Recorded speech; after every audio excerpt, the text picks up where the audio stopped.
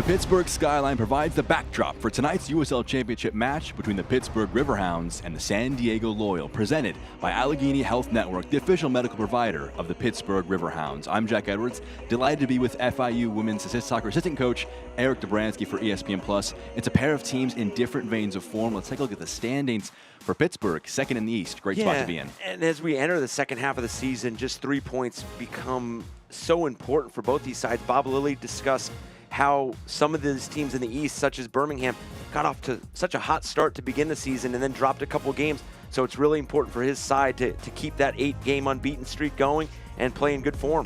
For San Diego, 3 straight games against the second and third teams in the West, 3 straight draws in 5th right now. And for Nate Miller and his side, it's going to be about turning those draws into 3 points. And for a team that plays such an expansive style of football and really an attack style, he's going to want to go on the road here and really push the tempo.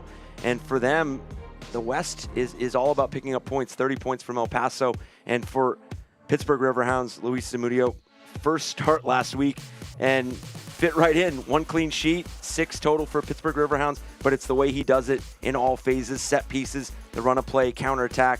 He really does a tremendous job of communicating from that back line to midfield to that front line. Stepping in for Jamali Waite, who's on international duty with Jamaica. For the Loyal, it was the first goal of the season for Alejandro Guido. And Nate Miller described him as so unconventional and instinctual, and he makes it so difficult to mark up because it's the creativity, it's his ability to play make from deeper positions, but also join. Should be a great one between these two teams coming up.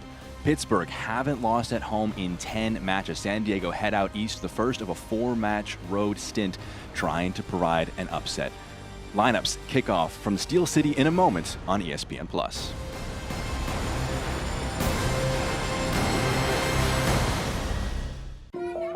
At AHN, we see you when everything's going great, and when that's not the case at all.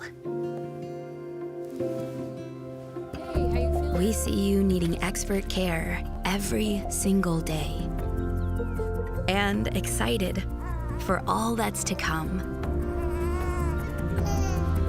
At AHN, we see you.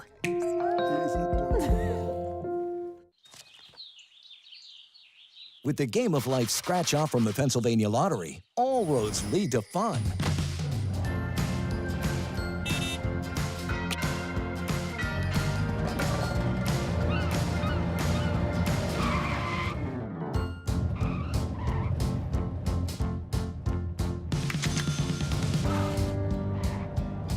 Play the Game of Life family of games today for more ways to win.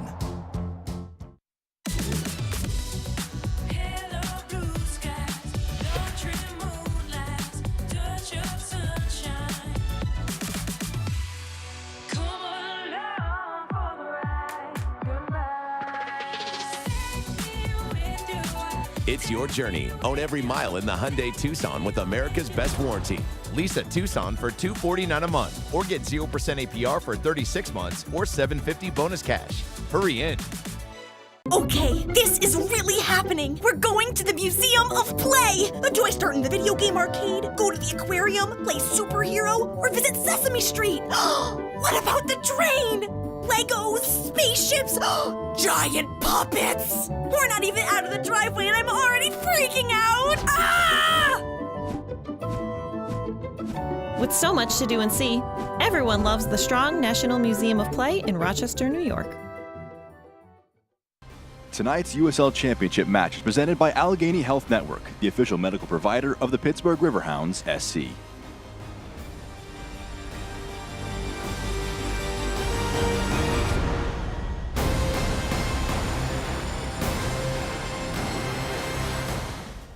Back here at Highmark Stadium, tonight's starting lineups presented by Armina Stone First Off for the host, Pittsburgh.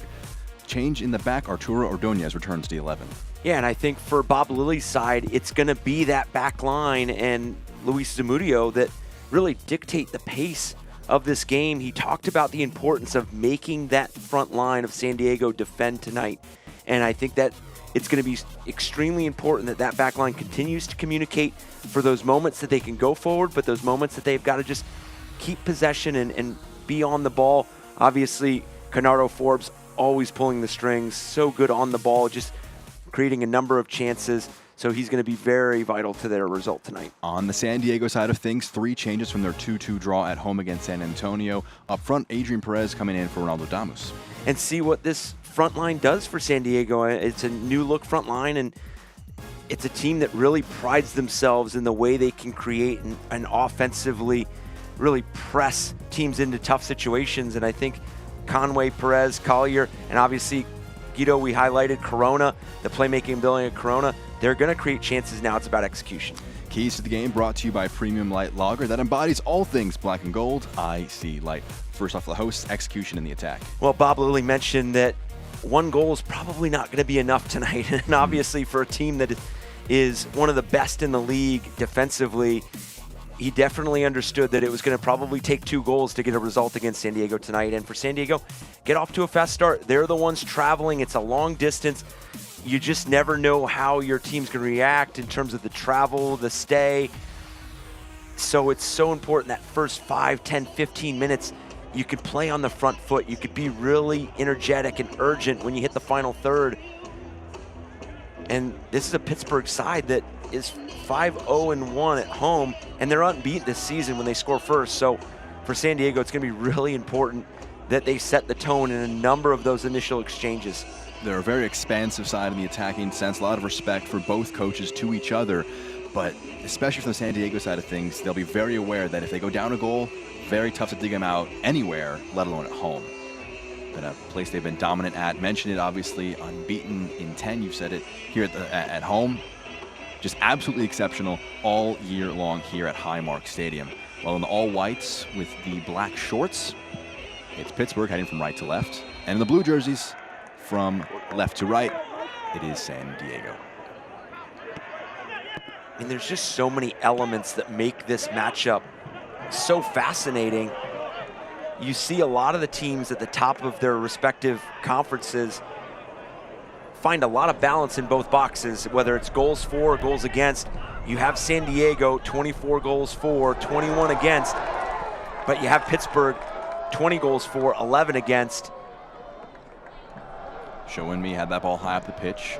First foray into the attacking box for Pittsburgh goes out for a corner kick early on. And for Pittsburgh, this is a strength of theirs. Free kick, set pieces. I mean, this is a moment where now you bring in Arturo Ordonez. He had a spell throughout the season where he'd scored in 3 straight games. From the far side, 2nd minute, early opportunity from a corner kick. Lofted into the box, punched clear by Vegas, and fully knocked away. Unsuccessful in the first corner attempt there, and first touch for the birthday boy, Luis Zamudio, turns 25 today, on a short-term loan from DC United to replace Jamali White, who is on international duty to Jamaica. His squad will take on the United States tonight in the Gold Cup. Pittsburgh developing from the back, showing me chest control, bounces off Ibarra and has it back. Knocked out of play, just inside the attacking half. Nathan Dos Santos goes long with a throw. Flick down, showing me. Step overs there, generates some space. The ball into the box. Couldn't find somebody, a bit dangerous, goes out for another corner. Yeah, 2 early corners earned by Pittsburgh. And again, for a team that really values these scripted sequences, I mean, you get 2 early looks, you get to see how San Diego's going to set up. Again, you get those players that are really opportunistic in these moments. Leonardo Forbes taking the near side corner kick. Forbes whips it into the box. Vegas tips it away at the back post. Had to be dealt with again, flicked on and helped away. Twice Vegas called into action on these corner kicks. Yeah, and those are two plays that called into action. Obviously the first one was a bit more. Here's Forbes running onto it. It's passed back to Vegas, an awkward one to deal with, and he knocks it away well. bit more casual on the first one, a bit easier for him. That one had a lot of shape on it, almost looked like it was going far post. And that ball played awkwardly back, but that's one of the qualities of Vegas, is his quality on the ball. I mean, you talk to a number of coaches that are about to play or have played San Diego, and they always talk about it's like playing 11 field players with Koke Vegas there. Plays so high up the field, able to really play make from that goalkeeper position. That pass goes out of play, and I mean the pass back to him was bouncing. Not very often you can trust a goalkeeper to handle that well, and he launched it almost into attack. Well, and then talk about the introduction of playing on turf as well. I mean, you're still getting really used to the surface. Slid out wide by Etu. Showing me. Tries to scoop one into the box. Sits up for Forbes. He goes down in the area. Referee tells him to get up. Nothing given there. An early bit of contention. The home fans upset with that one. Heading the other way, though, is San Diego. The pass infield is intercepted.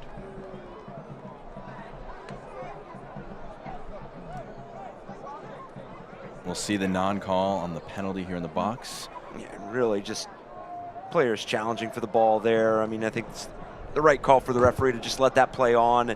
But for Bob Lilly and Pittsburgh, I think this is a really good start. I mean, we're 5 minutes in, but they're really pushing the tempo. It definitely would have been an early precedent if that was given as a penalty early on in the match. Conrado Forbes back to his feet.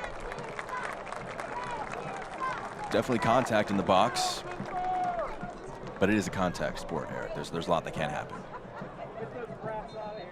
So It Forbes is, back to his feet. and it's just a regular challenge inside the 18-yard box. But I think what Pittsburgh is doing really well so far is winning the ball higher up the field, really closing those lanes down. And again, I'm gonna sound like a broken record tonight just because of how solid defensively this Pittsburgh side are. I mean, they're ranked second in goals against. Obviously, Sacramento with those 9 goals against, so they lead the entire USL in goals against, but they do it on the offensive side as well. They might not be that expansive style like San Diego is, but I mean, 17% conversion rate, so when they take their chances, they convert them. Here on the right side, lofted into the box, headed away at the near post. First corner kick opportunity. Knocked out of play by Arturo Ordonez. We talked about his proficiency on the attacking end from set pieces last time out, but we'll see it again here as the ball's played into the channel. Nice bit of interplay. They get it to Perez and forces Ordonez into a bit of action. They go short with this one. Left-footed ball in the area. Nearly went to the back post, but Showing Me had to track back as a forward and flick that one away. It's Nick Moon facing off with Showing Me. Into the box. Ordonez heads it away. Knocked clear. And we were talking about defensively, Pittsburgh being very strong. We'll talk about it all throughout the day because 4 consecutive clean sheets in the league. Teams have found it very difficult to break down this 5-2-3, 5-3-2 formation they've been playing. Really tough to get past them. Yeah, and I think, I mean, myself as a coach, I've the best attacking shape is good defensive shape, and I think for Pittsburgh, it's that collective effort that they have. I mean, when you can make play predictable off the ball, it's so important. That one gonna head out of the stadium. Zamudio taking a bit too much of a touch on that one.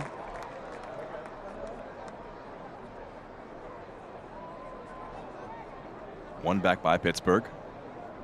Forbes, his pass forward only goes back to the defense of San Diego. Kind of a cagey opening first few moments.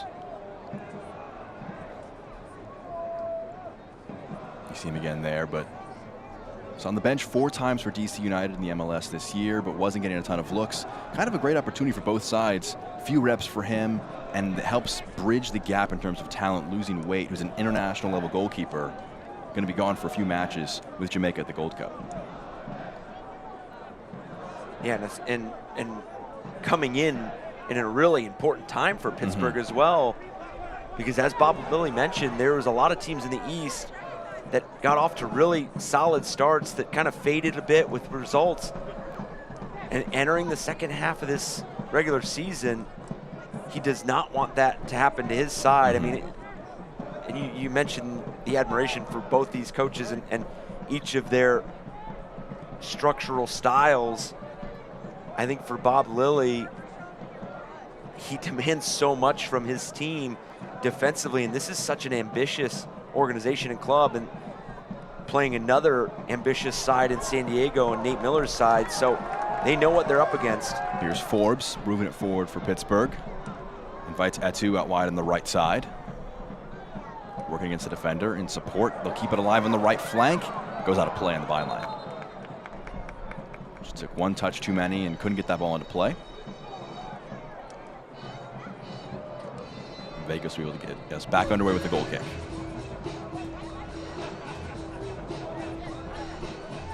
I think one of the other interesting elements when you have a matchup like this is that they're from two different conferences. They're not typically seeing themselves every day, day in, day out. It just, the preparation just looks different. Yeah, I mean, this is the first ever matchup between these two sides. For Pittsburgh, that's going to be the last new opponent here in the USL Championship that they'll face of the current teams in the field. But I mean, they both had to do some new homework headed into this one. Throw in. Stoneman. Adams played that one forward. It's Nick Moon on the far touchline. Poked out of play by Etu.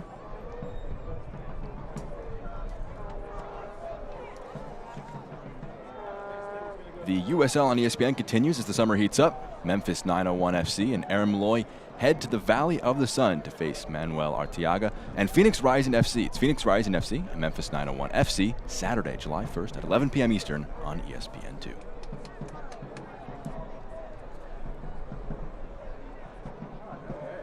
I had talked to Nate Miller a couple weeks back before their match against Miami FC, and we talked about that shift from playing Western Conference opponents regularly. You have them home and away, and then you go play an East team once and almost treating that one matchup as a cup final almost, because you only see them that one time. Here on the left wing. Low into the box, blocked away. Forbes in the press. But San Diego does well to clear that one away. So the preparation might look different, but the details still remain. I mean, you still have to be really detailed with the set pieces, what each team looks like, whether it's defensive shape, attacking shape. This one breaks for Conway. Has to hold the ball up under two challenges, can't keep it alive. It's gonna bounce free and pass back to the goalkeeper by Ordonez. And this is a San Diego team that takes on two more Eastern Conference opponents, away at Indy 11 and then away at Hartford.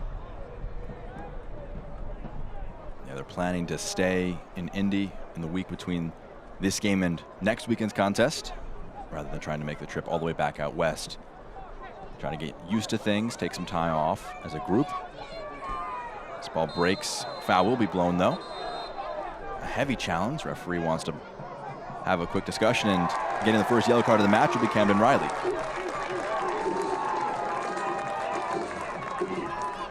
Fouled Nathan Dos Santos on that left side. We'll see it again here. It's always difficult when a defender picks up an early yellow, and especially at midfield. If you pick up a yellow when you're defending your defensive third in that final moment, you take it. You take it. It almost explains itself a bit, but when you pick up one at midfield and you play as aggressively as Camden Riley does, and now for Pittsburgh, you can just kind of continue to pick at that area and maybe force him into another decision in the final third at some point throughout this matchup. And Nathan Dos Santos feeling that one after a heavy challenge from Riley. A yellow card for Riley very early on in this one. As a player, how much does your mentality change? How much should it change when you're on a yellow card so early in the match? What goes through your mind? Yeah, I mean, it definitely influences the decision making, and I think tackles and different 1v1 duels that maybe you don't think about it, all of a sudden it's in the back of your mind, making sure that if you're going to go for a tackle, you have to be 100% certain that you're coming away with that ball. As Dos Santos is back to his feet, and hopefully he's able to continue. His first pro season with Pittsburgh last year was ended short with a knee injury in August.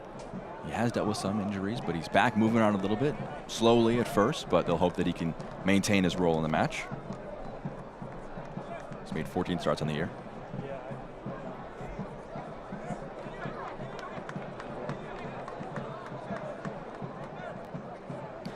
Can't watch the match? Turn on Sirius XM FC 157, North America's only 24/7 source for engaging soccer talk, including USL All Access, Tuesday nights at 7 Eastern.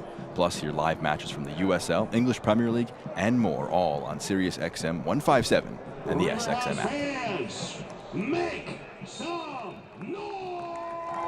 So a bit of a pause here early in this first half after the tackle by Riley on Dos Santos. Riley booked, Dos Santos back to his feet, and the free kick's headed out of play for a throw-in advanced in the attacking end for Pittsburgh. We've seen Tola showing me, it looks to be that Nathan Dos Santos is back on the ground. Unlikely he'll be able to continue if he's going at the current pace.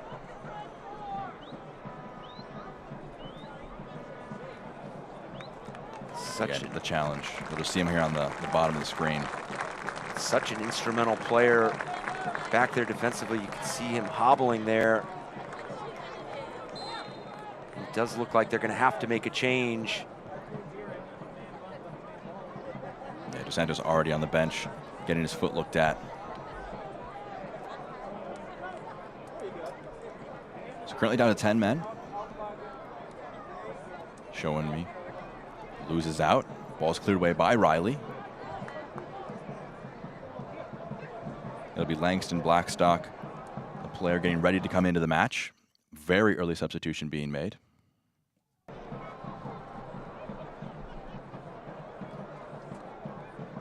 Yeah, you talk about how an early yellow card influences, how an early substitution influence a match as well.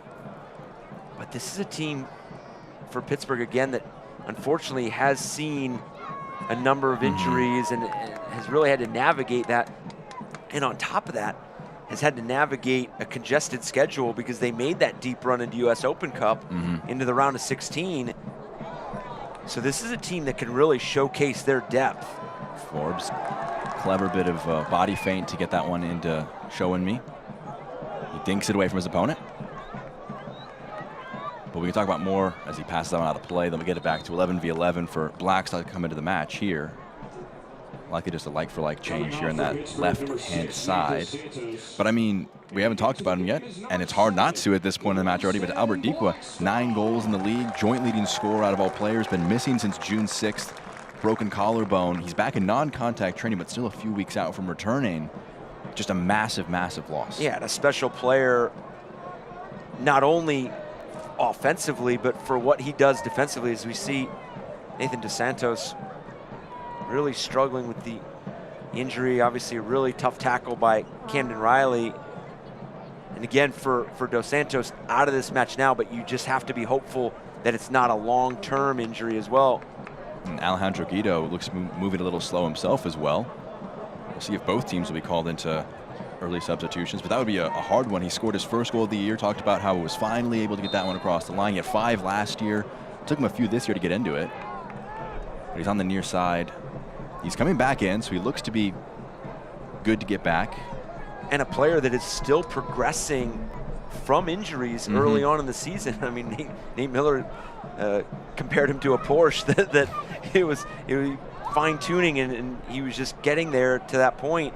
And obviously the performance last match kind of put that in perspective. The goal, not even just the goal, but the creation as well. And I mean, he's an electric player.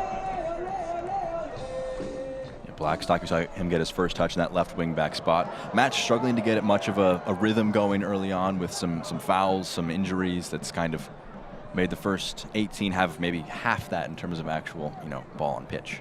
Yeah, we really saw that first 5 to 8 minutes for Pittsburgh was playing on the front foot. As you mentioned, it was a bit more of a rhythm. Now it's been a little broken up here for both teams.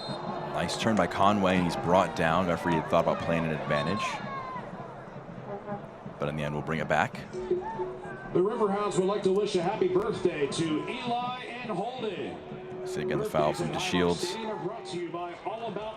Just gets turned, just kind of puts an arm on the chest to slow him from turning too quickly. Yeah, making sure that ball was not able to be played. Mitigating some of the danger there after getting turned. But now it's about who can really now earn momentum, start setting the tempo as we see Coque Vega right there again playing as that 11th field player. Clipped forward, flicked on, in a bit of space. On the left wing, it's Conway. Puts it into the box, knocked forward, and it'll be a throw. They talked about the space in front of the center backs and behind the wing backs as areas to target that ball, particularly doing a good job to get behind the wing back. Yeah, and that's a tremendous point, Jack. And I think as this game progresses, after that initial sequence, it's going to be about how the second and third runners become available, because now you can access that space, but you've eventually got to find the area in front of the goal in terms of maybe the late run by Guido, maybe the entry pass by Collier, Perez. I mean, you're going to have to find ways to unlock those spaces. So it's not always about the initial sequence. It's going to be about now manipulating and unbalancing Pittsburgh in that defensive third. Arturo Ordonez moved over to clear that one out of play. It's Riley going up against Blackstock. He's going to try and hold that one out for a goal kick. He'll go out for a throw. So an opportunity for San Diego to press them and pen them in that corner.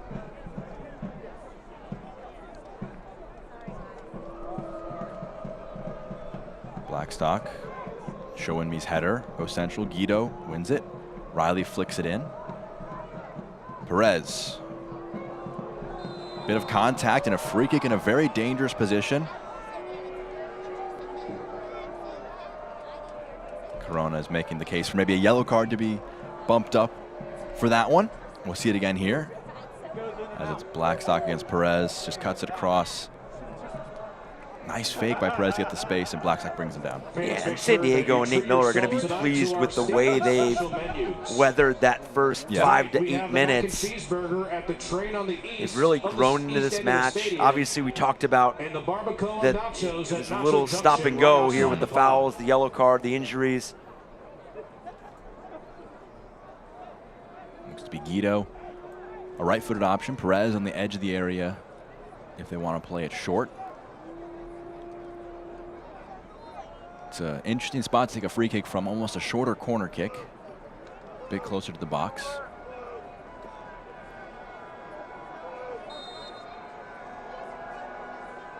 Guido, back post, headed away. Nick Moon is there to sweep things up. Plays it into the channel. That one lofted over everybody and out for a goal kick.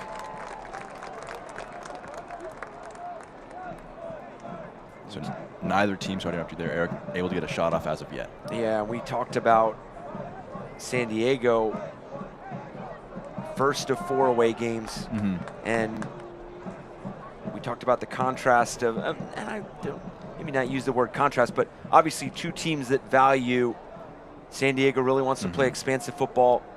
Pittsburgh really tough defensively. They're gonna make you have to break them down.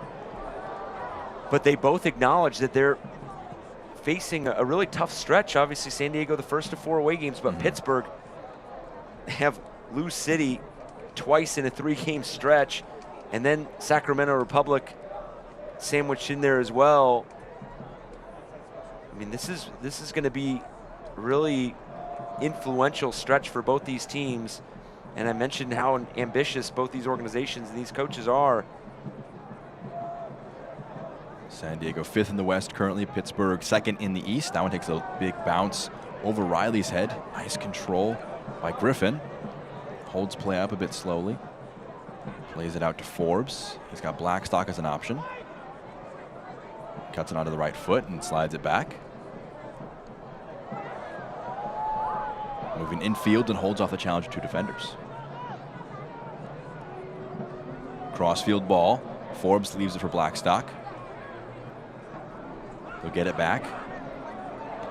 Nice pass. Blackstock in the box. Low one, but he was offsides when it was played. Danger is avoided for San Diego. They held their line well. And it's called offsides, but you just see the entry pass by Carnardo Forbes. I mean, he just does it in a variety of different ways. He could do it on the dribble. He could do it with pace of pass. He could do it with the shape of a pass.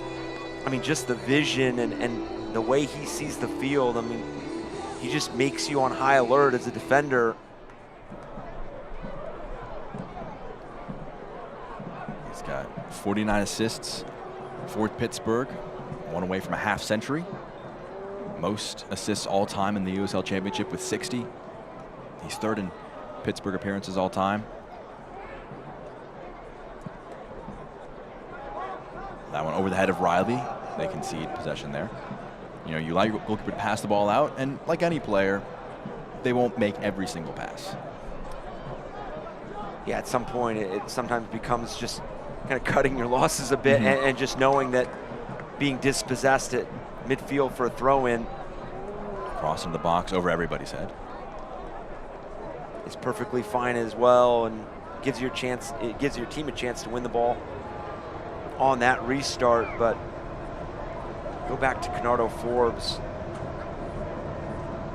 You just see different runs when he's on the ball, and when you have a player that is the all-time leader in the USL in assists, has 5 assists this season. You mentioned 1 away from 50 for the Pittsburgh Riverhounds. It's like a point guard in basketball. Yeah. When you know you're going to get touches and you know you're going to see the ball, it really impacts the way you move and how positive it is, and you know where in those attacking spaces you access. So just so impactful for this side, and just making everyone better as well in terms of so dangerous there. In the absence of both of Deco up front, there he's talked about Bob Lilly, just the fact they've got great creators. Showing me he's had a very strong start to the match, dropping deep to link up play, so he's had, you know, not a ton of issues getting involved in things as Ibarra plays that one back to the keeper and it's slided out now. But just having players like Forbes can make it a lot easier as a forward to come in kind of a bit cold, not as many minutes or as much form on the year, and still able to be very strong. You see the home record there for Pittsburgh. At the train going by in the background, a familiar noise for them here, and been a great stopping ground for them this year. This one sets up for Etu.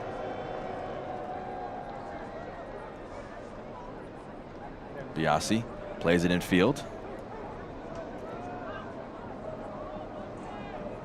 To Shields and played it back. No pass. Showing me he wanted to play it to Forbes, but the timing was just off there.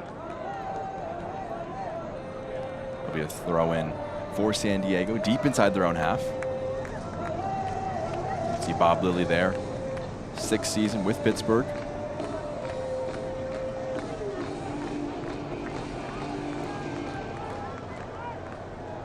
Pass forward, headed down. Here's Ibarra. Biasi carries it forward, drives it into the box on the right wing. Low one in, is blocked away by Guido. And he can play it to Nick Moon, who's got a lot of space to carry it into. They'll just drive this one forward.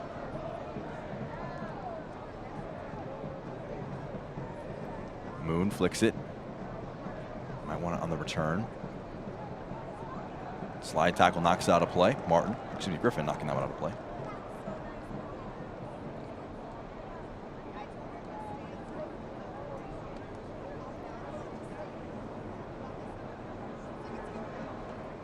Nearly 30 minutes into this contest, neither team attempted a shot as of yet.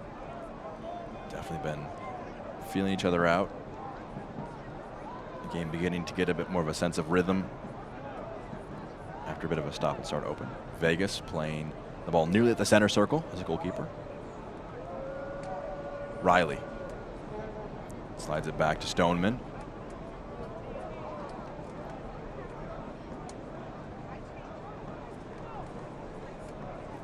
Vegas passing that as a third center back almost. Corona, some time to pick out a pass, goes short for Stoneman. Turn in field. That one nearly breaking through. Not fully dealt with by Pittsburgh, and it's going to be kept alive by Guido with a header to Moon.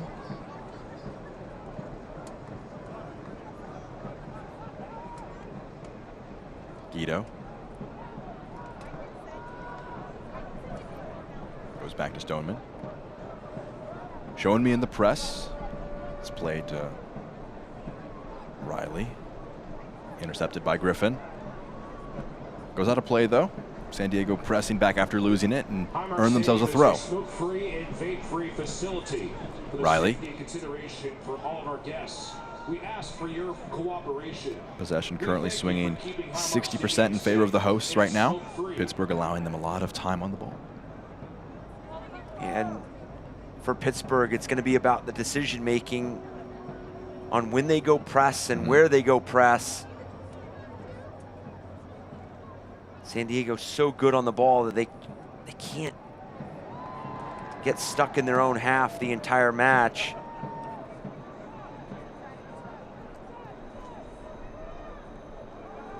Stoneman. Every outfield player in the attacking half for San Diego right now. Moon moving it inside. They work the play. Underlapping run for Riley, just off there. It's one back, though, by San Diego. Still alive here. Corona plays the pass. Shot from distance. Was moving for it. Might have taken a deflection on the way. I think it did. It'll be a corner kick on the near side. And you can see from San Diego a good spell of possession, but they still need really a game-changing play, whether it's on the dribble or you see some of the one-touch passing. So you see the chance here. Just Blake Bodley just taking that one from distance. Taking the slightest of deflections there. Earning his team a corner kick. But again, this is a Pittsburgh side that is comfortable being uncomfortable defensively. Guido, corner into the box, headed away. Volley over the bar. 2 shots in short sequence for San Diego, makes it the first 2 of the contest. But yeah, Pittsburgh won't feel out of their comfort zone with the lack of possession, not a ton of shots just yet. Yep. And that's why I don't think that they're bothered seeing the ball being circulated outside of the 18-yard box. As long as nothing becomes available within the 18-yard box, they're going to be fine with it. Bit of a heavy touch there. It was poked away, but it's still with Pittsburgh. And the play out of the danger. Played forward, Etu. He's got Forbes near him. He'll give it to him. He spreads play to Griffin. Bit of a loose touch, turns the ball over.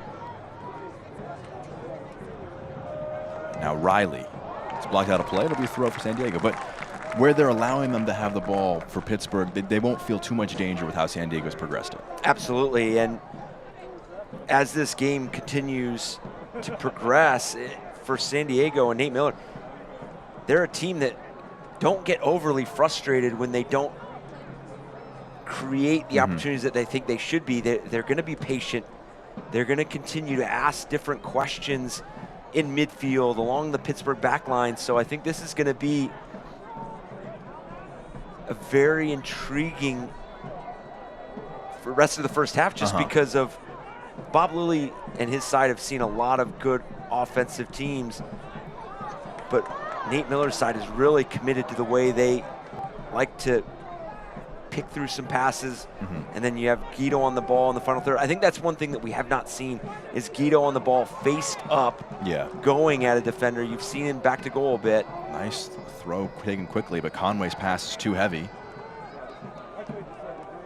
But San Diego hasn't gotten the ball in spots they would really like it to. And Pittsburgh hasn't either. They haven't taken a shot yet in this match. Yeah, and other than the shot that just earned them the corner kick and then that second chance opportunity on the volley from Corona, neither side has really created a clear-cut opportunity. Obviously, early on, Coque Vegas had to come up with a little bit of a save on that corner when it was shaping in back post. Might have been on target with the corner, but record books won't give that as a save for him. It was a nice bit of goalkeeping for sure. Clipped out wide. Blackstock has it. Tried to touch it down with one touch. Unsuccessful. Perez.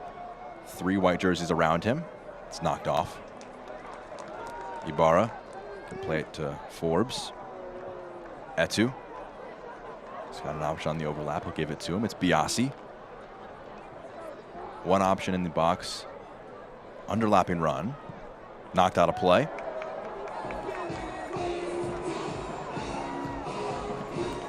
Kyle Adams, the man who knocked that out for San Diego, and Biasi can take a throw in. Pretty advanced up the pitch.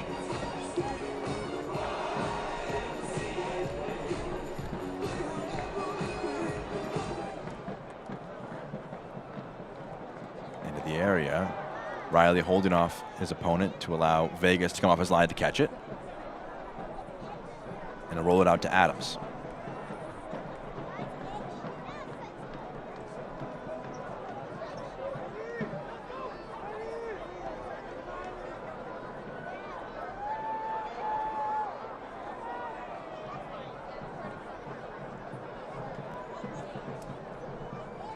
Conway dropping deeper to hold up play. Draws the contact and draws the foul.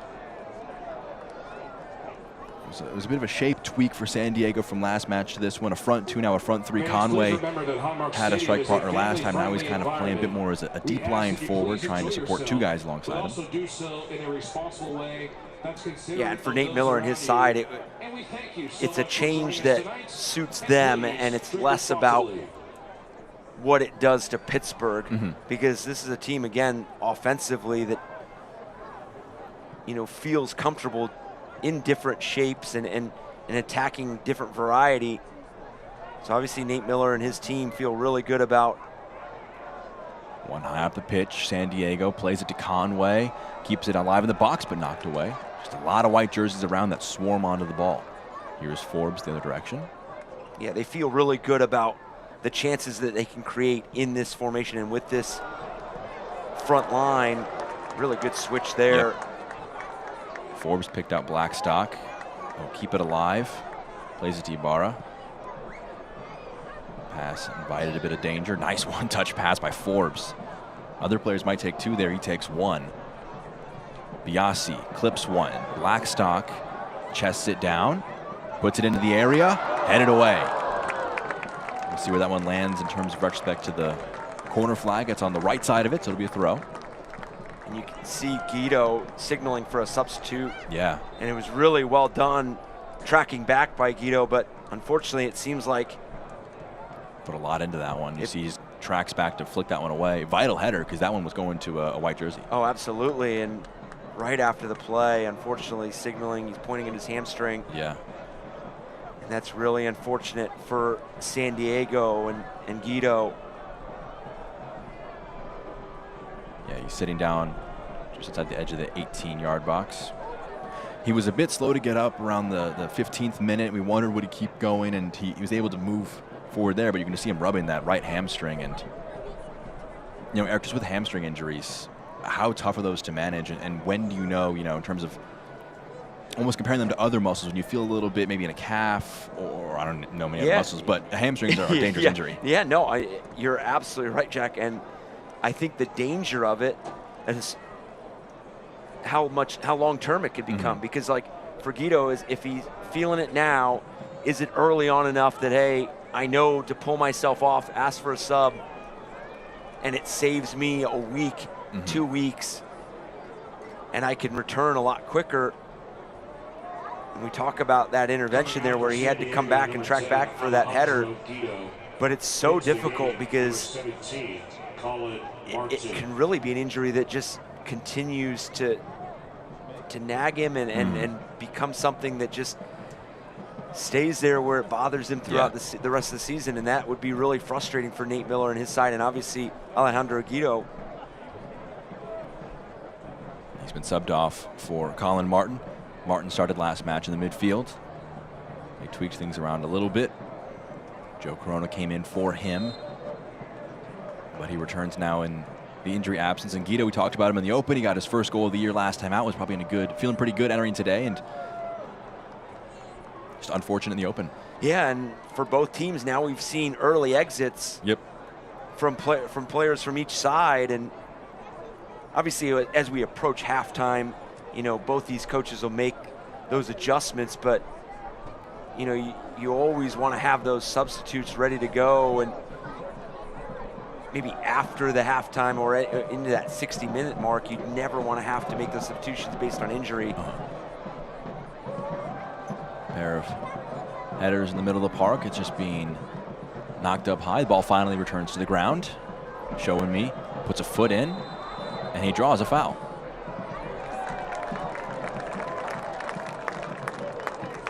Joe Corona is frustrated with that call, but Tolo showing me continues to just kind of put his body into opponents and getting into things. He has, and although he hasn't really gotten on the ball in dangerous moments in the final third, he has really disrupted what San Diego's tried to do out of the back, and their ability for Stoneman and Adams and Riley to join. We'll see it again here. That one just kind of falls down. Touched by Corona, gets his foot in, it's brought down. That one goes out of play. It'll be a goal kick. Free kick was taken quickly, but didn't come to anything. So we talk about just kind of the defensive strength and comfort that Pittsburgh takes with that. But with no shots to this point, are you, if you're Bob Lilly, are you upset about that at all? Are you kind of understanding that the game is still kind of been pretty comfortable for you? Yeah, I think it's a bit of balance of both of what you just said. I think, you know, obviously you're frustrated that that final decision hasn't equaled a dangerous opportunity. But I also think on the flip side, you don't really feel like you've given up anything defensively and a moment for San Diego to go ahead. So you probably really feel good about the chance that you're going to create, and just stay patient. And that's what this team is really good at, is staying patient, picking their moments. Conway, nice header by, he's got his head right into it. Moon moves onto the right foot. And that one to his left, takes a low shot, it's blocked. Conway puts one in and it goes out of play. Because I think the one area that they have not showcased a lot here in the first half that they find really good moments is in the counterattack, in those in transition. And that's where San Diego has done a tremendous job of, when they do get dispossessed, they have not let Pittsburgh go forward immediately. They've slowed the play down, whether it's that first ball press. We talked about it in that first 18, 20 minutes, the fouling, in terms of catching some fouls at midfield, slowing play up. And I think Pittsburgh understands that they can catch teams on the counterattack, and they just haven't displayed that element here in this first 45 so far. Blackstock beaten by Riley. He's on a yellow card, does very well to win that tackle. And he'll cut play back and then look forward. Low ball on the touchline. Perez pokes it past his opponent. Has two options with him. Moon moving from the left wing back roll. Perez still with it. Left-footed shot is in. A solo effort from Adrian Perez. And out of nothing, breaks the match open. It's 1-0 San Diego on the road. But it was going to take something like that on the dribble, unlocking dangerous space. And Perez, he just saw everybody from Pittsburgh start to back up into their own 18. Obviously, that touch around DeShields was tremendous by Perez, but just driving, and then that space on his left foot, a little bit on the bounce there. Yeah. Just a really good shot. Yeah, just the pace and the accuracy that Perez strikes that with, putting his team up 1-0 right before the half as well. As we talked about, the momentum was kind of in balance. Both teams were growing into the match in different ways. Man, a lot for Bob Lilly to think about there. Perez single-handedly creating something there. Griffin trying to drive forward. It's cleared away.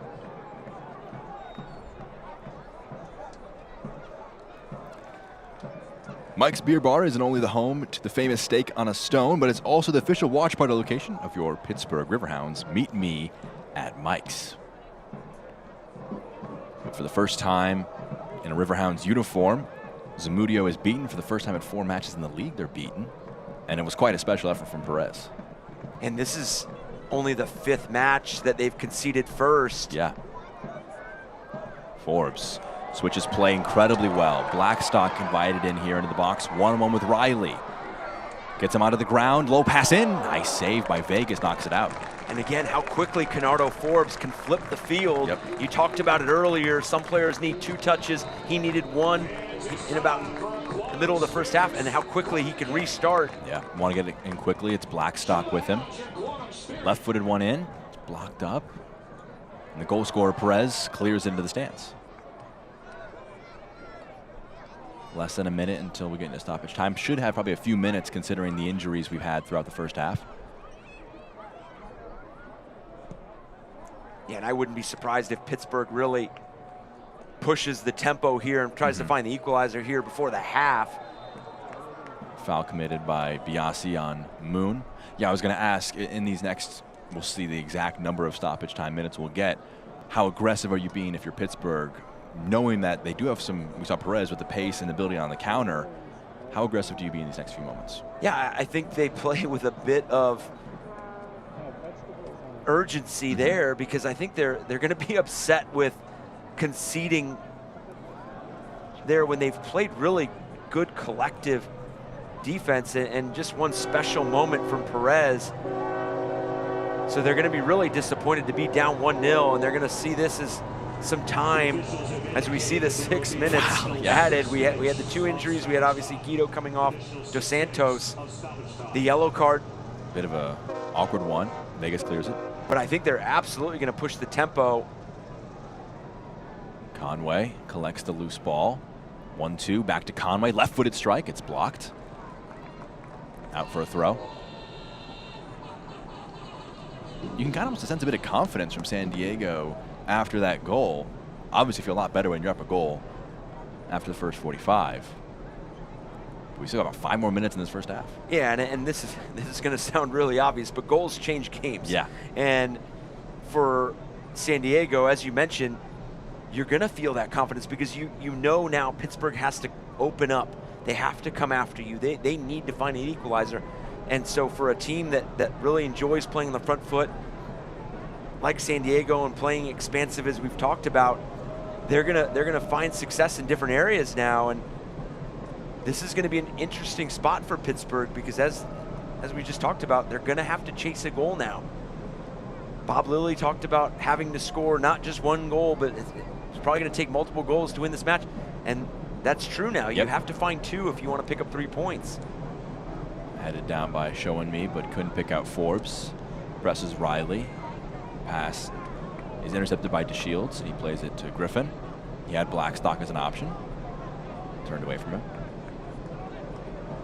And Pittsburgh is so difficult to beat when they score first because of how good defensively they are. So now the script has been flipped. Now they have to go find a goal, and in their previous 4 matchups where they've conceded first, they're 0-2-2. So they're winless. They found 2 draws. They've earned 2 draws from it. But playing at home, playing behind this with this crowd around them, they definitely want to earn all 3 points. That one's cleared away. It'll be a throw for the hosts. Down a goal, courtesy of a solo effort from Adrian Perez. It was assisted by Riley, Camden Riley. Not that he'll claim too much credit for the assist on that one, considering he carried it from the halfway line to the edge of the box. Biasi eyeing his wingback partner, but Riley gets his head to it and knocks it out for a throw-in.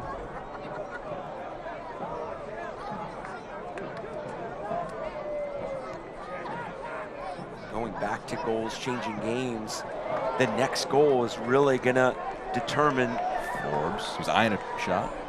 Determine this match, because obviously if San Diego can go ahead and find a second one, makes it even more difficult. Flipped into the area, just over the head of Show and Me. Riley will clear it away. Shields climbs highest to win the header. Ibarra's pass is a bit errant. It'll roll to Conway. Holds play up. Nice pass to pick out Perez. He's got Riley as an option. He'll go long with it instead.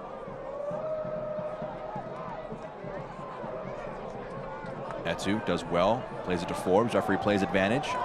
Great pass, picks out Griffin. Gets the ball out from under his feet. One-on-one with the defender onto the right foot. Switches play, it's Biasi. Low one. Oh, just off. Still not gone here. Blackstock moves it on to his left foot. Tries to stand one up to the back post, but can't keep it in play. Man, that one rolled kind of nicely for Junior Etu, but just couldn't get his feet right. Yeah, really good sequence there, and it almost seemed like that first touch by Danny Griffin kind of let him down, that ball that got played into space, but still the opportunity with the ball wide with Biasi, and you see Junior Etu just right at the top of the 6-yard box and disappointed that he can't make contact. He's coming across him pretty quickly, just couldn't get his feet sorted to get the left foot to it. And we're in the 50th minute of this first half. Controlled down. Here's to Shields. Turned over. Riley has it. Plays a low one to Conway. Strong tackle by DeShields, knocks it out.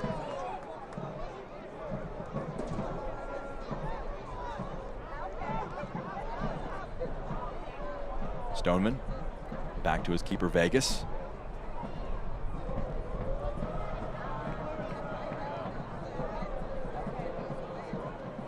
Moon lets it run along the touchline. Cleared out. Throw for the visitors. Less than a minute of the minimum added time remaining. One goes out of play. I think it hit the hand.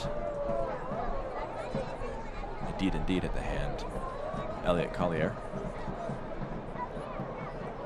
He's going to be throwing. It's on the touchline, and it will be Pittsburgh possession regardless. Biasi tosses it in. Foul committed by Showing Me. Might be one of the last actions of this first half. And this is not a San Diego side that will let a one-goal lead dictate the way they adapt the second half, because they have their standards offensively, so they're going to continue to push for a second one. You're going to look to still, stay fluid in the attack, stay dynamic.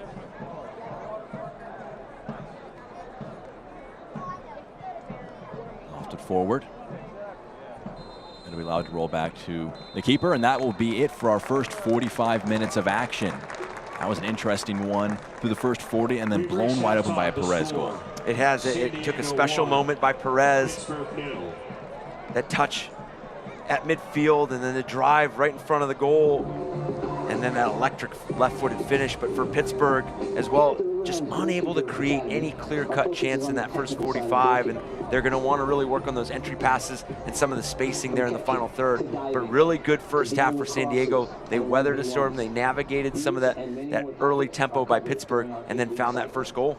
Well, Pittsburgh haven't lost at home in 10 matches on a solid unbeaten streak here in the USL Championship, but that is at risk.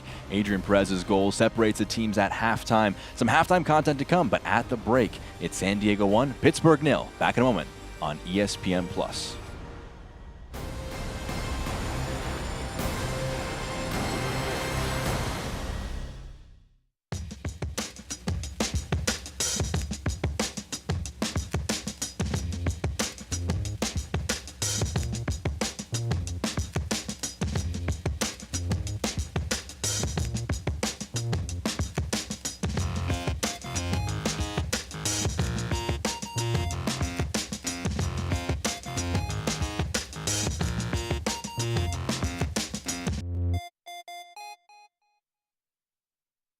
Cheer on the Riverhounds all season long at Mike's Beer Bar, Pittsburgh's home for local beer. With 21 TVs, over 300 local beers, and amazing food, Mike's is the place to be. Tell your friends to meet me at Mike's, Federal Street, right across from PNC Park.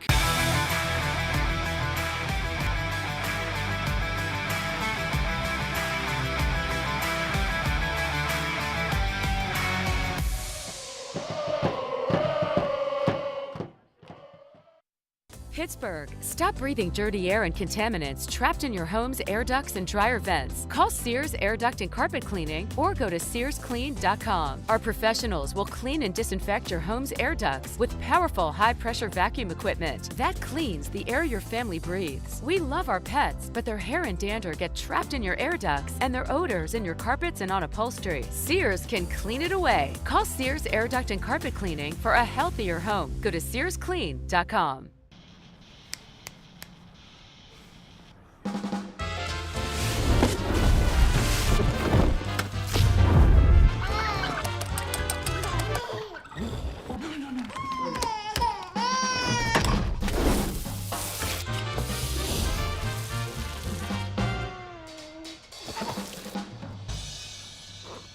I made you pancakes.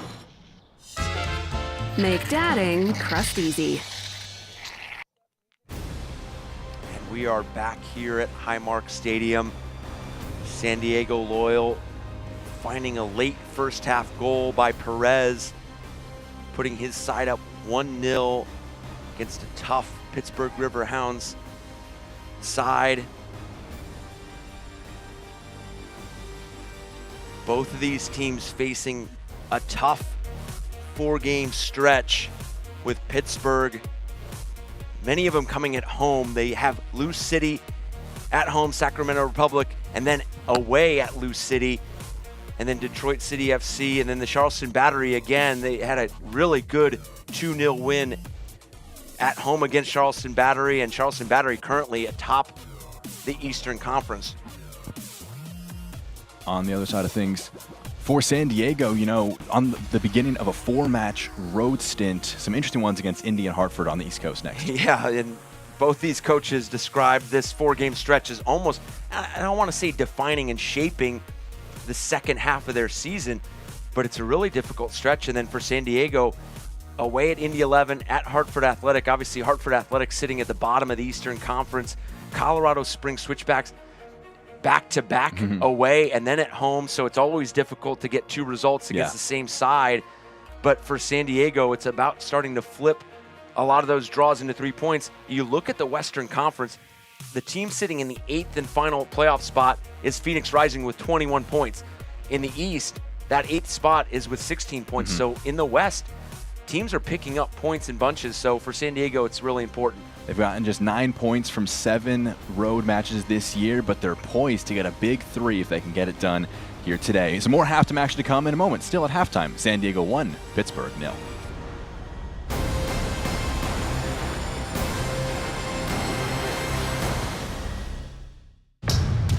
Are you ready? Ready for more of the game you love? Ready for more players and more teams? Ready for more stadiums, for more fans in more cities? This is a different league. The USL Super League. Built for the future of women's soccer. Bridging the journey from youth to pro, connected to the global game, and bringing it all closer to home. Are you ready?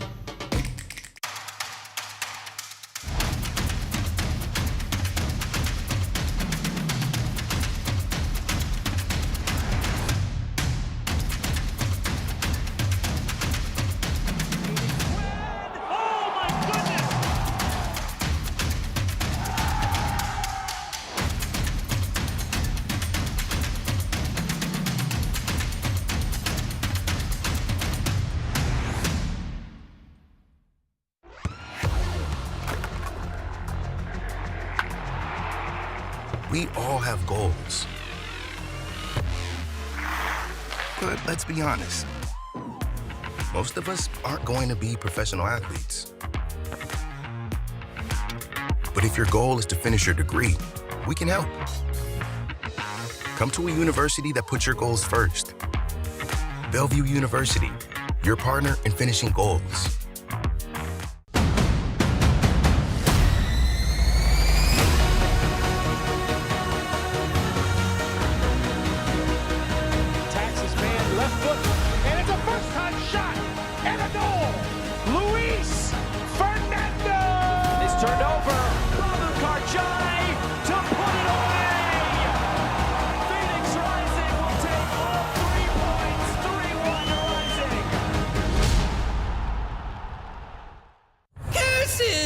I've just returned from the Museum of Play.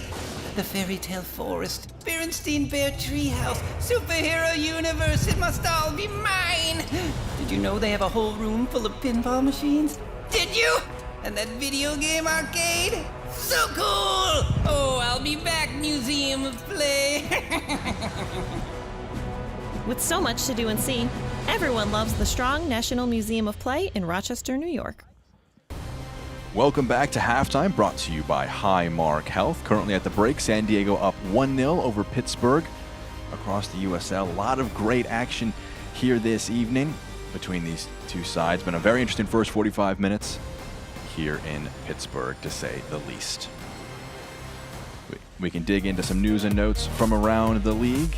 Proud to be telling stories of LGBTQ across the USL and welcoming Dominique Wilkins, NBA Hall of Famer, into the Birmingham Legion ownership group. And obviously going to be a great one on July 1st on ESPN2. Talked about that in the first half. Phoenix Rising FC taking on Memphis 901 FC. That one coming up next Saturday. Going to be a great one at 11 o'clock Eastern time here in USL. And obviously just some great games upcoming here in the USL. Yeah, and one game that sticks out to me is Miami FC, because it's Anthony Pulis, his side, and we talk about organizations that are ambitious. Miami FC, they lead the Eastern Conference with draws, 7, and Monterey Bay, they just continue to get results. I'm just sitting 5th in the Western Conference. They're doing a tremendous job. Obviously, Memphis and Charleston Battery, 2 teams that are within the top 4 in the Eastern Conference. And then Oakland Roots, Phoenix Rising is, Phoenix Rising sitting right above that cut line in the playoff hunt. And Sacramento Republic, San Antonio FC, 2 and 3 in the West. 2 teams that took on San Diego very recently. Been a great first 45 minutes, though, here in Pittsburgh. We'll get you highlights and some stats in just a moment. Back in a moment on ESPN+.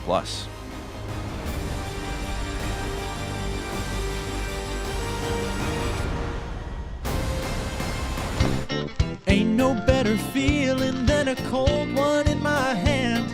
That's why I'll be keeping Iron City in my plans. Oh, everywhere I roam, I'll be thinking about my home. Sitting pouring on the iron right before I go to rest. And when I'm laying in my bed, there's only one thing in my head. Just an ice cold can of Pittsburgh, PA's best.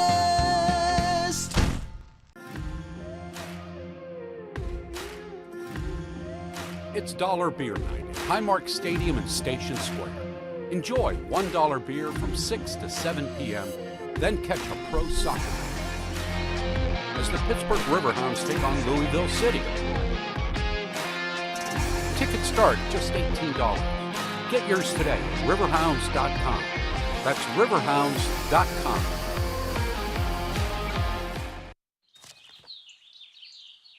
With the Game of Life scratch-off from the Pennsylvania Lottery, all roads lead to fun.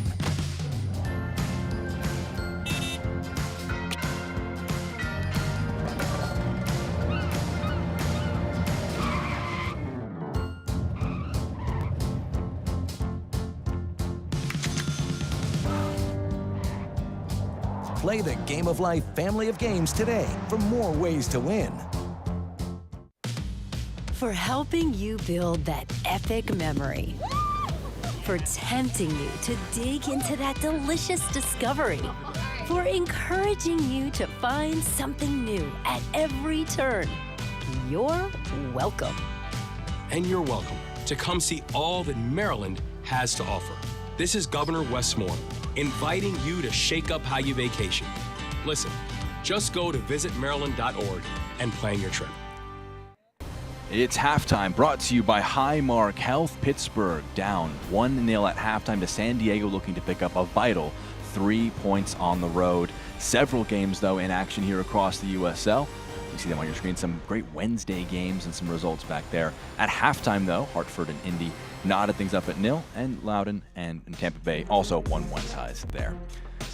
Now, it's been an interesting first half, though, here in Pittsburgh. We're going to jump to the 31st minute for our first highlight, our first shot of the game. Blake Bodley got us underway with an opportunity, a shot from distance. Yeah, and it was really a first half that was 2 teams that are in different conferences and really feeling each other out in terms of where the space was, where they can go. And as you mentioned, in the 31st minute, we finally get our first shot. Blake Bodley, that left-footed strike. And for Pittsburgh, it came from a lot of wide play, the services. They had a number of moments where they switched the point really quickly, and that was the last play that included Alejandro Guido tracking back, intervening on that header. And what a touch here at midfield by Perez. And it was going to take a special moment for San Diego to break down this Pittsburgh defense. And it was that touch. He continued to drive, find space in front of that 18-yard box. And then this left-footed strike, it's just perfect, beating Zamudio, the power, the pace, the location. And it was late enough in that first half that now you carry momentum into halftime. Stats now. You may have wondered where were the shots in that highlight package. Well, there were none for Pittsburgh. None taken yet. Edging possession as well. San Diego, just a great first half from them in all components. It really was, because at the very beginning of that first half, that first 5 to 8 minutes, you really thought Pittsburgh was playing on the front foot. They had created 2 really early corner kicks. But as you mentioned, 0 shots. And that's going to be something that Bob Lilly and his side are going to be disappointed with, because other than the Perez goal, defensively, they did a really solid job. Everything was played outside of the 18-yard box. Really nothing difficult to deal with from Zamudio. But that one strike by Perez, which was hands down a terrific strike. Yeah. But they're going to have to create. They're going to have to be really decisive in that final third if they want to find the equalizer. The talent in this match, and the skill in this match, has been kind of in defensive moments and in between the 18s rather than in them, except for the Perez goal, which was like just a massive outlier from what we've seen from almost every other moment in that first half. It was, and it was created at midfield, and he still had so much to do in that play and to execute at that level. But we saw 2 starters go out, one for Pittsburgh and Dos Santos and one for San Diego, Guido. We're definitely, these two teams, very interesting in that first half, how they're going to react as well, trying to carry things into this one. I think it's kicking off with Pittsburgh, how much should you change after that first half? Because it wasn't like they were poor defensively in really any aspect. Sometimes you have to kind of almost applaud just a great strike by Perez. Yep, that's absolutely correct. You almost have to just sit. You kind of sit there and just say it was a really great strike by Perez that ended up deciding things there. Yeah, there was really no tactical breakdown. I mean, it was a terrific touch at midfield, and then the strike itself. So I just don't think that there's too much for this team to adjust to other than the final third, because you really didn't see any clear-cut chance, and they're going to have to change that if they want to take 3 points from this game. And before you take 3 points, you got to find the equalizer. In this first half, up 1-0 is San Diego. They are 4 wins and 1 draw when leading at halftime. Just very impressive in that capacity. We're back underway, though. Heading from left to right now are your hosts in the white tops with black shorts. Jack Edwards, Eric Dobransky. Delighted to be with you in the broadcast booth here. Edging in the midfield, one back by Corona. And we were already in for a fascinating matchup, and I think this makes it even more intriguing, because for 2 teams that expect to be on the playoff hunt and expect to be towards the top of the East and the West in terms of that top 4, top 5, Pittsburgh sitting in second right now, but this is almost like a playoff atmosphere and a playoff matchup. Perez wins it high up the pitch. The goal scorer, great footwork in the box. Conway still with it. Can he put a shot off? He can. Oh, it goes over the bar. Some great footwork by both Perez and Conway. They managed to turn a shot out of that. And obviously playing in 2 separate conferences, so won't necessarily meet in the playoffs until the final, but it's going to ask a lot of different questions of each of these teams. For San Diego, I mean, really clever footwork by Perez and then Conway. But for San Diego, can you go ahead and put this game out of reach and go find that second goal? And then for Pittsburgh, you don't always find yourself a goal down. Now you got to go find an equalizer and really push for a second goal if you want to pick up all 3 points and not concede a second goal as well. Griffin was thinking about a pass, but Corona intercepts, and he was pulled by the shoulder by Griffin, and he wins a foul. But it is an interesting test for both teams, as you just mentioned, Eric. Spots they don't usually find themselves in. You know, San Diego taking on a team like Pittsburgh, first ever matchup between these two sides. A lot to be gained. For Pittsburgh, they have a limited selection in today's contest due to injury. International selection in the case of Jamali Waite. Some press high up the pitch. Etu knocks it out of play. But they learned from a big U.S. Open Cup run what it's like to have matches kind of coming thick and fast.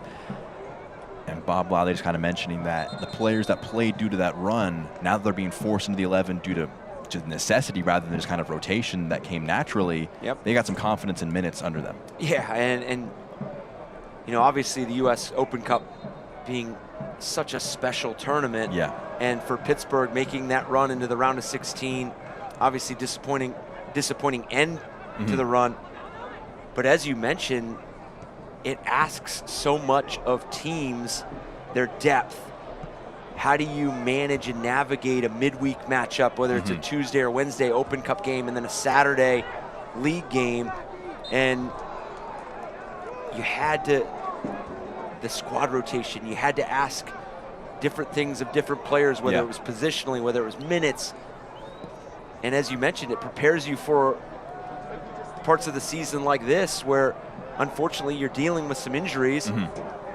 You have some that are short-term, some that are a bit longer. Yeah. But again, the experience that some of these players gained while that U.S. Open Cup run, it's so valuable.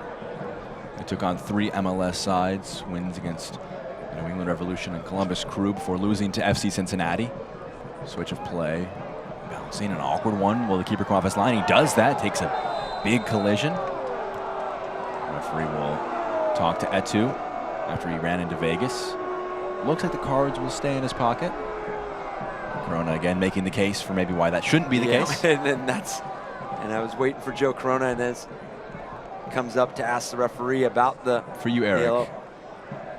It's a tough one because he's going for the ball. Yeah, and Koke Vega has possession of it, and really it's his momentum that takes him into Junior Eto. So I think that would have been a little tough to hand a yellow for Eto.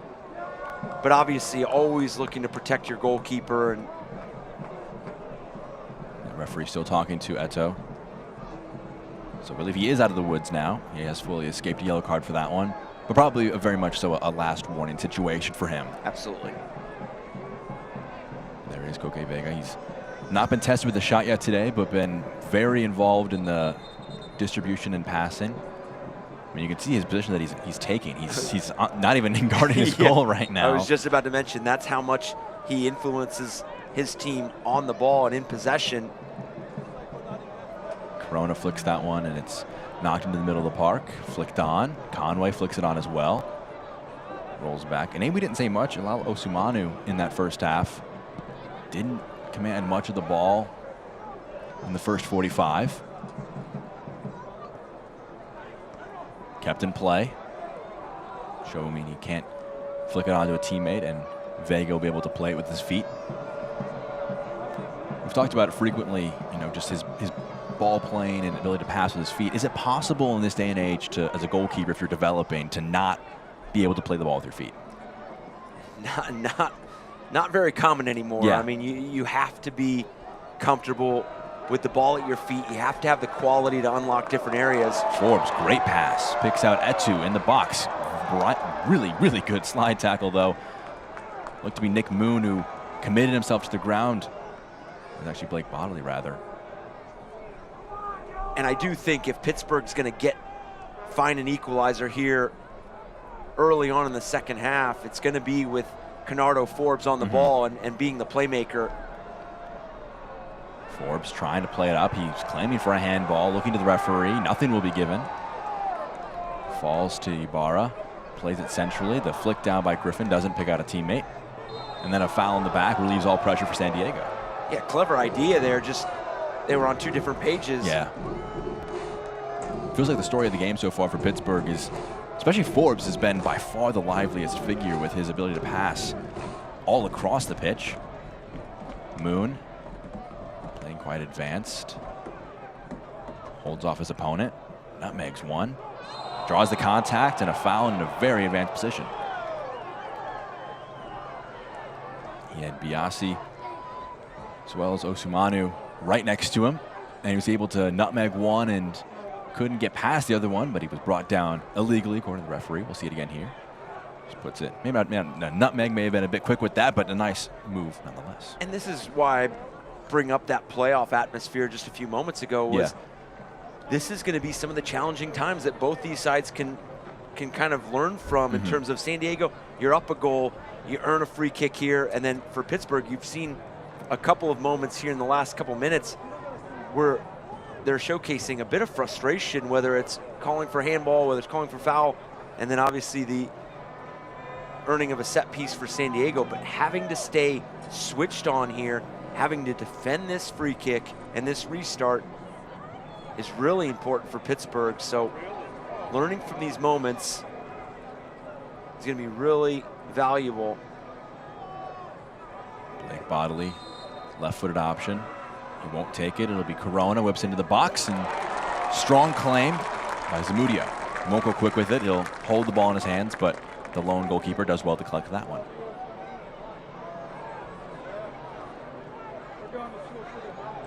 In possession, Ibarra. Heavy touch. Osumanu controls it against Conway. Lofted forward by Ibarra. Asks too much of his teammate though, and it goes out of play. Don't miss a minute of the action in 2023. Whether your club is on the road or at home, catch nearly every second of USL Championship action on ESPN+, the home to the USL, La Liga, the Bundesliga, UFC, and more. Sign up today at plus.espn.com. I'm going to go back to something I said in the first half that we have not seen Pittsburgh do quite yet is break San Diego down in a counter-attacking transition moment. We haven't seen them have to go fast and positive down the field. And that's allowing San Diego to get into shape and get numbers behind the ball. Lofted forward, Forbes chasing it down. Riley, though, puts his body in the way. He's fouled. They have been very tentative when they've won the ball back, especially in the defensive third. Pittsburgh have, and they haven't tried to be as quick in transition like San Diego. I don't know if I'd call the Perez goal a counterattack goal because he almost hit it single-handedly, but it came from an impetus to move forward with speed. Falling on the ball in the middle of the park was Moon. Sets up for Forbes. The right-footed shot drags it wide. That will be the first shot of the contest, though. For Pittsburgh, I should say.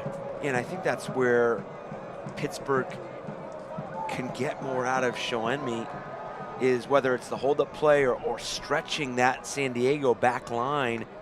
And we've seen some sparks from that front line, but just not consistent enough to create anything really dangerous. And as you mentioned, that Canardo Forbes opportunity there becoming the first shot for Pittsburgh. Now 55 minutes into the match. Moon was brought down. Referee plays advantage. One-on-one on the outside. It's Perez. Puts one into the box. It's kind of a foot was thrown at it. Goes out for a corner kick. An awkward one to deal with for Ordonez. Chose kind of just throw a right foot at it, and he'll earn a corner kick out of it. Yeah, and it's disappointing because it was really going to be a routine pickup for Zamudio. Does that come down to Zamudio yelling out there, you think, for him to leave it? Yeah, and maybe just the reps that they have not gotten. Yeah. You know, this just being the second game, and you just never know what's behind you when your attention is on the service. And so you'd rather be safe than sorry, and now, again, staying switched on, defending this set piece. Blake Bodley, left-footed corner, deep in the box, headed back centrally, and it's headed away by Osumanu. Opportunity to put it back into the area. It's low and headed out again. Awkward one to deal with, and they'll head it back to Vegas.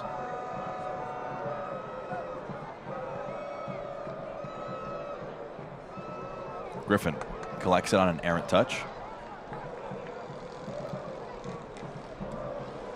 Pass out wide, picks out Biasi. Gives it back to him. Plays it at two. Low one. Forbes in the box. Can he get to it? Goalkeeper's quick off his line. Been vital all day getting low brilliantly there. Yeah, and that's extremely well done by Coque Vegas. Understanding as the play develops, you don't want to leave your line too soon because then you leave yourself susceptible for a shot from distance or getting a ball clipped over you.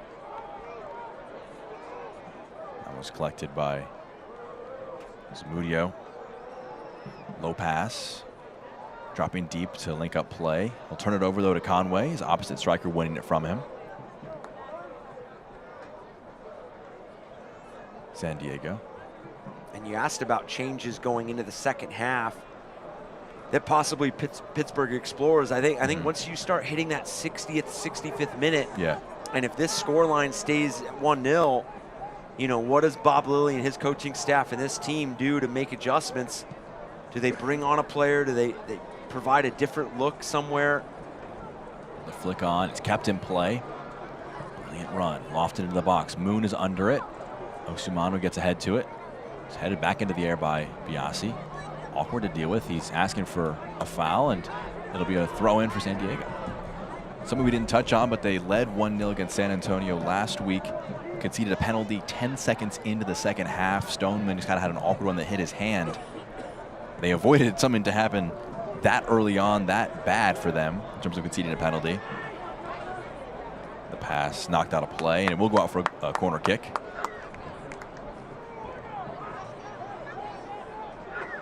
They conceded that penalty, and they conceded in the 67th minute. And it was Adrian Perez, who now has 2 goals in 2 matches. He had the equalizer last time out, came on 5 minutes later, scored. So he's been a big contributor for them so far. But last week at the home, they had the lead, lost it, equalized it again. They're at step 1 of that process right now. They'd love to try and double that advantage here. Into the box, corner. Palmed away by Zamudio. And Perez will allow it to roll out for a throw-in.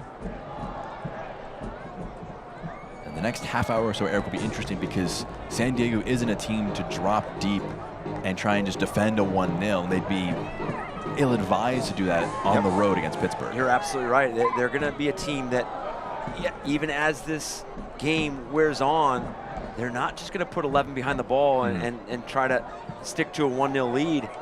They're going to continue to try to find a second goal. And I think this is a team that really prides themselves in being able to score in a variety of different ways. Obviously, we saw the special strike by Perez, but they can play through link-up play. They can possess the ball. They can hit you with counterattacks. They can score on set pieces. So they're going to feel like those phases are at their disposal. Headed out of play. It's a throw for San Diego. And for Pittsburgh, it's where does that goal come from? Who's scoring that goal? Obviously, we saw the play from Perez for San Diego. Who's going to make that play for the Pittsburgh Riverhounds? Forbes puts a foot in and commits a foul. Visit them at kingorthodontics.com. Substitution incoming. Tumu Moshubani coming in for Elliot Collier. Didn't really get too much of a command of the match, Collier didn't, so they'll hope that Moshubani can have a stronger show in this second half. Elliot Collier.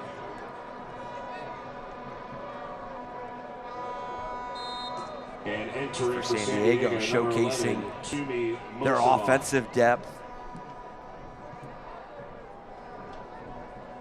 The entrance of Moshubani. So tidy on the ball. He's able to really explode after beating first defenders. So just a bit of a different look, but. Does it surprise you that it's San Diego that makes the first change here in the second half? Yeah, that's a great point. I mean, I guess it doesn't surprise me with the way Nate Miller and his side look to attack games, but you're right. You know, but that also showcases that they want to go ahead and find the second goal. Yeah. And how much value they put on finding that second goal as this ball is played out wide. Kicked off. It'll be goal kick. Well defended by Biasi. Mike's Beer Bar is the official watch party location of the Pittsburgh Riverhounds SC. Meet me at Mike's. Goal kick for the Riverhounds. Neither team been forced to make a save yet. Neither keeper's been tested, you know, with a shot on frame that they've been able to save. The lone one on target has been scored as a foul is committed by Adams. And I think that's where Nate Miller is going to continue to be really pleased with his side, because a lot of the talk is what they look like offensively, and obviously that's what they value as well, but they've done a really good job defensively tonight. And I think they're going to be very collectively pleased with the effort in closing down spaces, closing down channels. An awkward flick. Just kind of, I don't know if you call it a scorpion kick, but kind of just flinging his heel at it. And trying to create anything at this point. Perez from distance. Oh, forces a diving save from the halfway line. Talk about a commentator's curse, saying there wasn't a save yet, and that's exactly how we would have expected the first save to come about. I mean, just look at the confidence that Perez is playing with. Yep. I mean, he makes a play at midfield that finds the first goal, getting his head up, seeing Zamudio off his line and feeling like he can clip a ball over. Unfortunately, just doesn't. Yeah, didn't get enough power on it. Yep. Nice overlapping run on the right side. Low pass in the box. Oh, it splits two teammates, and it'll go out. Forbes can run onto it. There'll be a throw for the hosts. See Lively dictating instructions out to his teammates, or to his players, I should say. Nice strength in the middle of the park. There's Moshaban holding off an opponent, loses out. A hefty challenge, and it'll draw out a yellow card. Going in for that one was Colin Martin, the sub. First half substitute is booked there.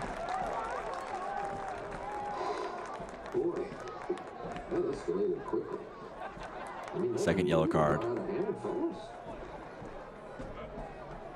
As we see just a high boot by Martin, takes out his opponent. Yellow card for you, Eric. Yeah, and it's become almost natural where players kind of plead their case, but obviously, as you mentioned, the high boot there on Junior Eto. There's very little chance of winning the ball from how he was attacking from behind with the leaping kind of kick. I believe a member of the coaching staff was just booked there. I think Nate Miller is fired up about something, and obviously sparked by the yellow card to Martin. Bob Lively is discussing things with Ordonez before he takes it. A yellow card assessed to the San Diego Loyal bench. It was a yellow card assessed to the bench. You can hear from the PA at Highmark Stadium. Looping kick behind. It's going to sit up. Oh, kind of fell to him almost awkwardly, like he wouldn't have expected it. Showing me. As a forward for showing me, how do you assess his first 65 minutes? Because he hasn't been given a ton of great service. Hasn't been able to generate much for himself. Yeah, he's not been able to get on the ball, and I think that for a forward is extremely frustrating. The wide services haven't really been with a lot of precision, and you just see him continually drop deeper and deeper to get on the ball, and unfortunately that just makes it easier for San Diego to deal with what's coming at them. And I think for Bob Lilly, you could see him bringing Ordonez off to the side. We talked about San Diego making the first substitution of the second half, being up a goal, but it looks like Pittsburgh is going to change shape in the attack a bit. So without making a substitution, keep the personnel that's on the field, just change the shape a little bit. So let's see if this means that Danny Griffin plays higher up the field, tries to combine with Shoemi. Into the box, step over, a bit of space in the byline. It's a great header out by Adams. Still with Pittsburgh, definitely penning them in the most they have all game so far. Crossfield ball. Eyeing Forbes, low pass, showing me, can he control it? Fighting off another defender in the box, plays it back to Forbes. On frame, he was offsides. It didn't go in. Vegas did enough to tip it onto the post, but I think Forbes was in an offside position when he received the pass. And it almost looked like that late runner of Danny Griffin wanted showing me to leave the ball instead of taking it touch past that first post. It's kind of a crazy sequence there for Pittsburgh, but positive for them, definitely creating something and a bit of chaos. You know, chaos, I think, they'll take that compared to the lack of opportunities they've been generating so far. Yeah, and as you mentioned, it's really one of the most sustained spells we've seen. Pittsburgh pinning San Diego in their own half. And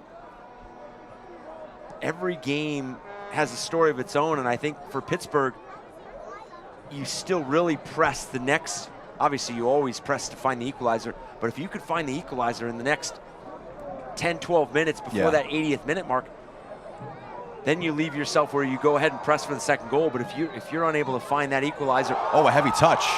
Forbes, he can't get his foot to it. A vital foot put in by Adams gets that away, right what you were talking about, just something that could fall their way. Forbes, low pass, finds Ibarra, low one in, showing me. Oh, what a finish.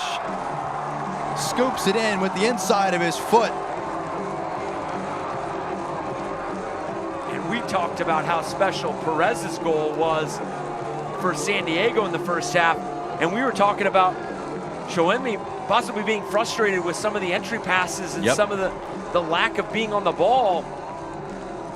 And this all starts with a really poor giveaway by Coque Vegas, playing out of the back. We talked about his quality on the ball, but it lets him down in this moment and allows Pittsburgh to feel some of that momentum.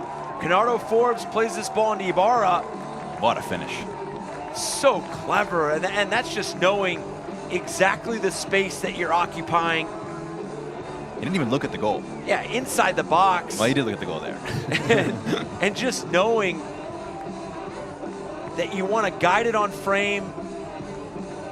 What an equalizer for Pittsburgh. And I talked about the timing in which you could find the equalizer.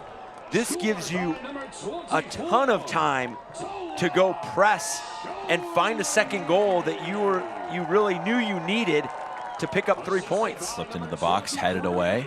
San Diego, 2 straight matches, they've taken the lead and then conceded it in the second half to an equalizer. That one, a bit of brilliance by Tola Showenmi. His second goal. Bob Liley prefers to bring him off the bench as an impact substitute. Played him from minute 0 in this game today, and he scores in minute 68. And it was almost before that play, that ball in first from Canardo Forbes and then Ibarra to Shoemi, San Diego had almost got themselves out of a really bad situation. Yeah. Because it almost looked really early on when Coque Vegas turned that ball over. It looked like Canardo Forbes had a moment where he could clip the ball over and score an easy one, but really good emergency defending from San Diego. This one's headed infield. Riley, heavy touch. Griffin throwing a foot into it, and then a foul is committed. The advantage had been played. Riley can't take it quick like he wanted to. Then a run away. And now how does Nate Miller's side react to giving up this equalizer? It was definitely a few minutes of pretty sustained pressure by Pittsburgh, probably the first bit of the match, so they'll be happy that they were able to translate that into a goal so quickly. And 20 minutes now left in this one, plus stoppage time. Nice nutmeg, Perez. He had the first, can he get another one? Low one in, it's blocked away.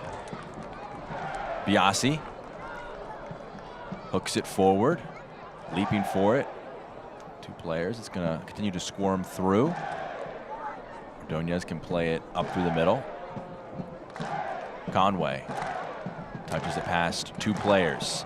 Back to Conway. Can he put it onto his left foot? Gets it caught under him. Moon was close by.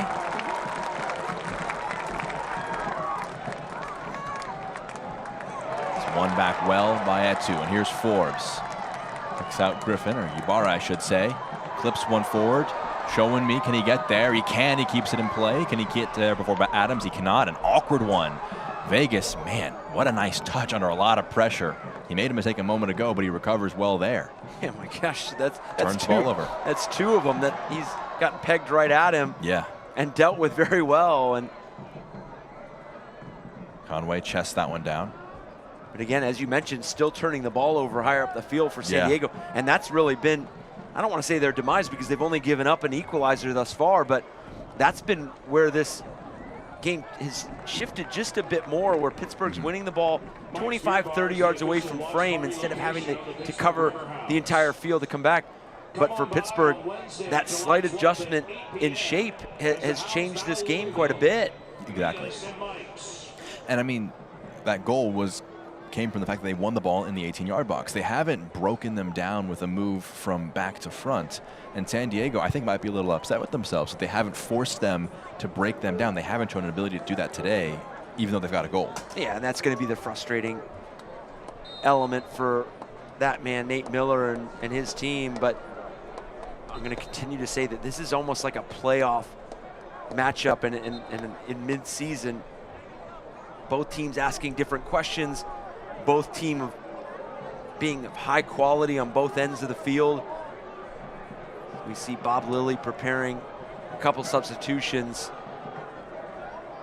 We saw DeShields down there stretching. It looks to be Danny Rivera as well as Trevor Zwietzloot, our options preparing to come on. I think that is going to be the end of the day for DeShields. I think he's going to decide that he doesn't want to test maybe an issue with a muscle in his leg. He'll be limping off. Danny Rivera, the likely replacement. Started as a left wing back last time out.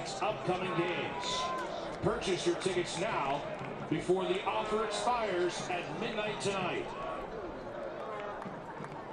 Looks to be Kennardo Forbes as well as another player coming out.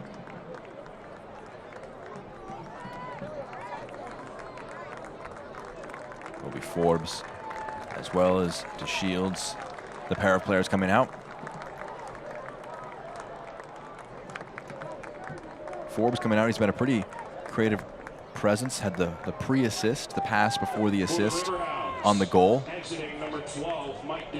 Imagine fitness and just how much he had left in the tank, but an interesting sub there for Forbes, who's been one of the biggest creative presences so far for Pittsburgh.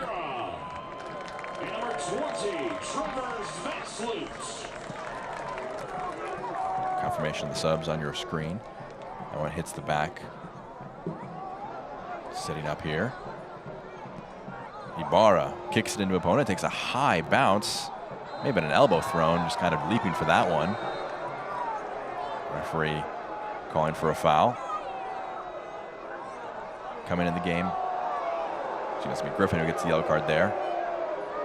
You could see him winding up the leap and kind of extending his arms a little bit. Caught the opponent, earns himself a yellow card.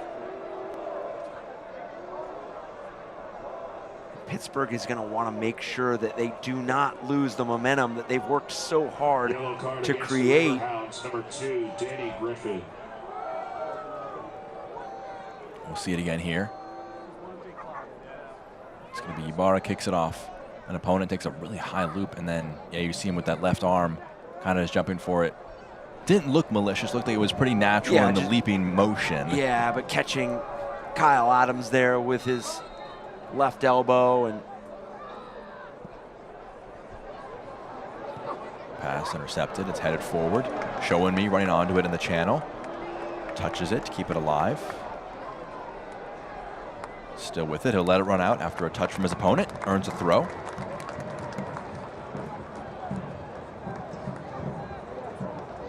Tossed into him.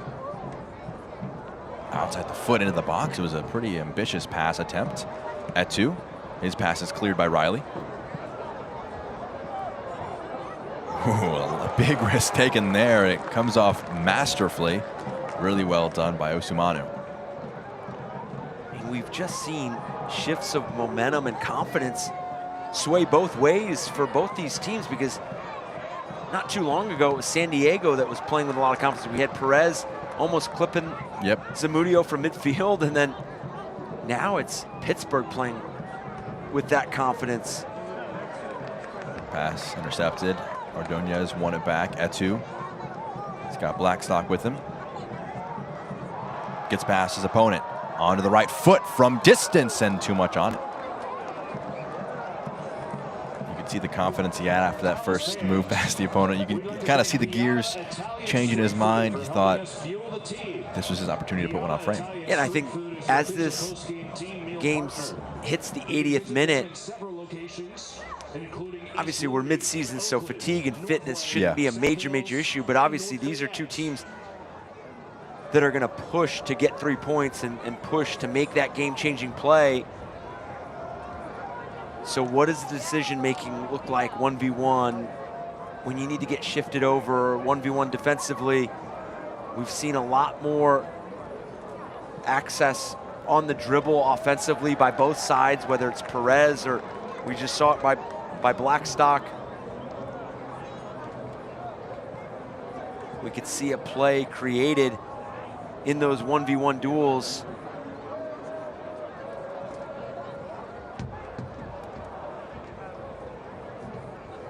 Want to watch the action from on the field right here at Highmark Stadium? If so, make sure to call 412-865-GOAL to reserve the IC Light corner kick suite today. It's Pittsburgh on the attack. Blackstock sits his opponent down into the area. Low ball in. It's showing me. Can't get a foot to it. It's still not gone here. Cleared away by Riley. Some decent defending, though, by San Diego there as his last ditch. Griffin flicks it. Adams header away. Blackstock there in the press, but it's controlled well by Martin. Vegas. Not the best hit clearance forward.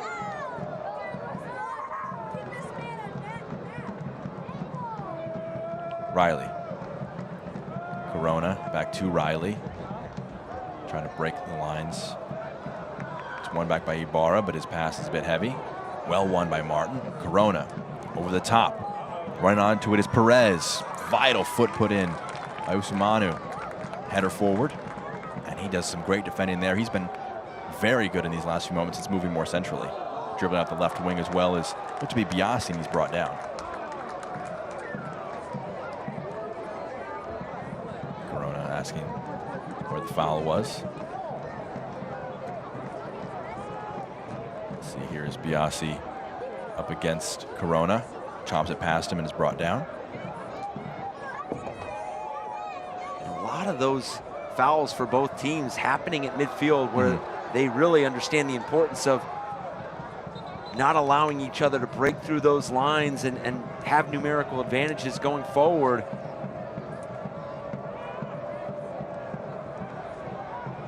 Back in play with San Diego.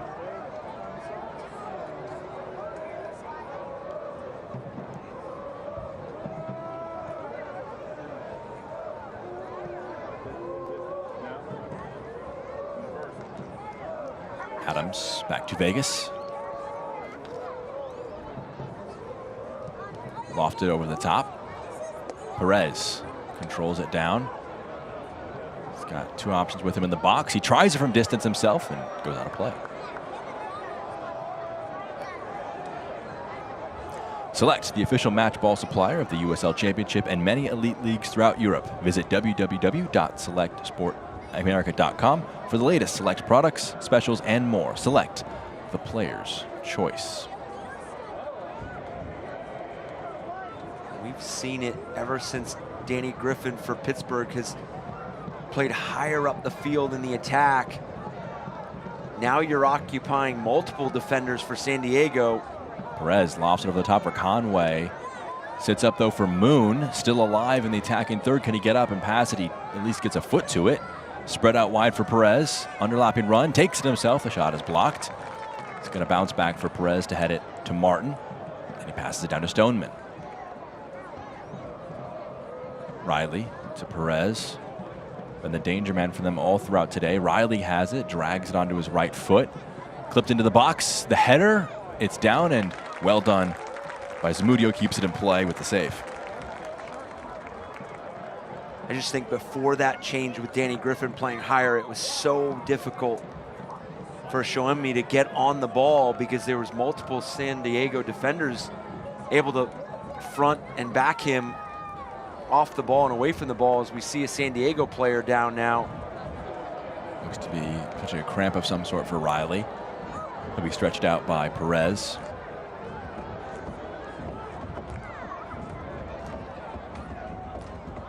We talk about the difficulty of just travel alone. I mean, going cross country to play the match, and then you play on turf surface like this, getting a feel for how the ball plays, and just obviously the wear and tear that turf can have on you and on the body. Obviously, you can see some players need to be stretched, and especially later here in the 83rd minute.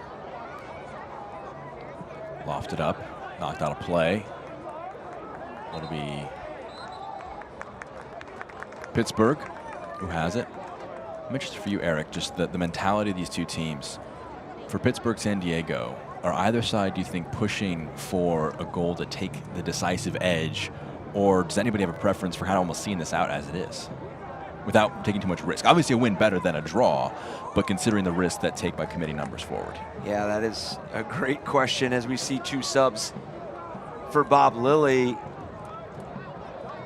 I just think for both these sides, and talking to both coaches this week, it almost seemed like 3 points could catapult the second half of their season. Obviously, Pittsburgh is in tremendous form with the 8 games unbeaten, but San Diego has had a good run as well. They've just had a run of 3 straight draws. So 3 games, 3 points. And so it seemed like 3 points could really be useful to San Diego. And for Pittsburgh, they just want to continue their unbeaten run. And I think whether that's a point or 3 points, but then Bob Lilly just stressed the importance of picking up 3 points at home, that you have to pick up 3 points at home. So it'll be really interesting because, like you said, you want to find that second goal, but you also don't want to leave yourself open to concede as well. Vegas throws it out. Past infield. Corona has it. Puts it back out wide to Bodley. Back to Corona. Turns past the opponent, brought down.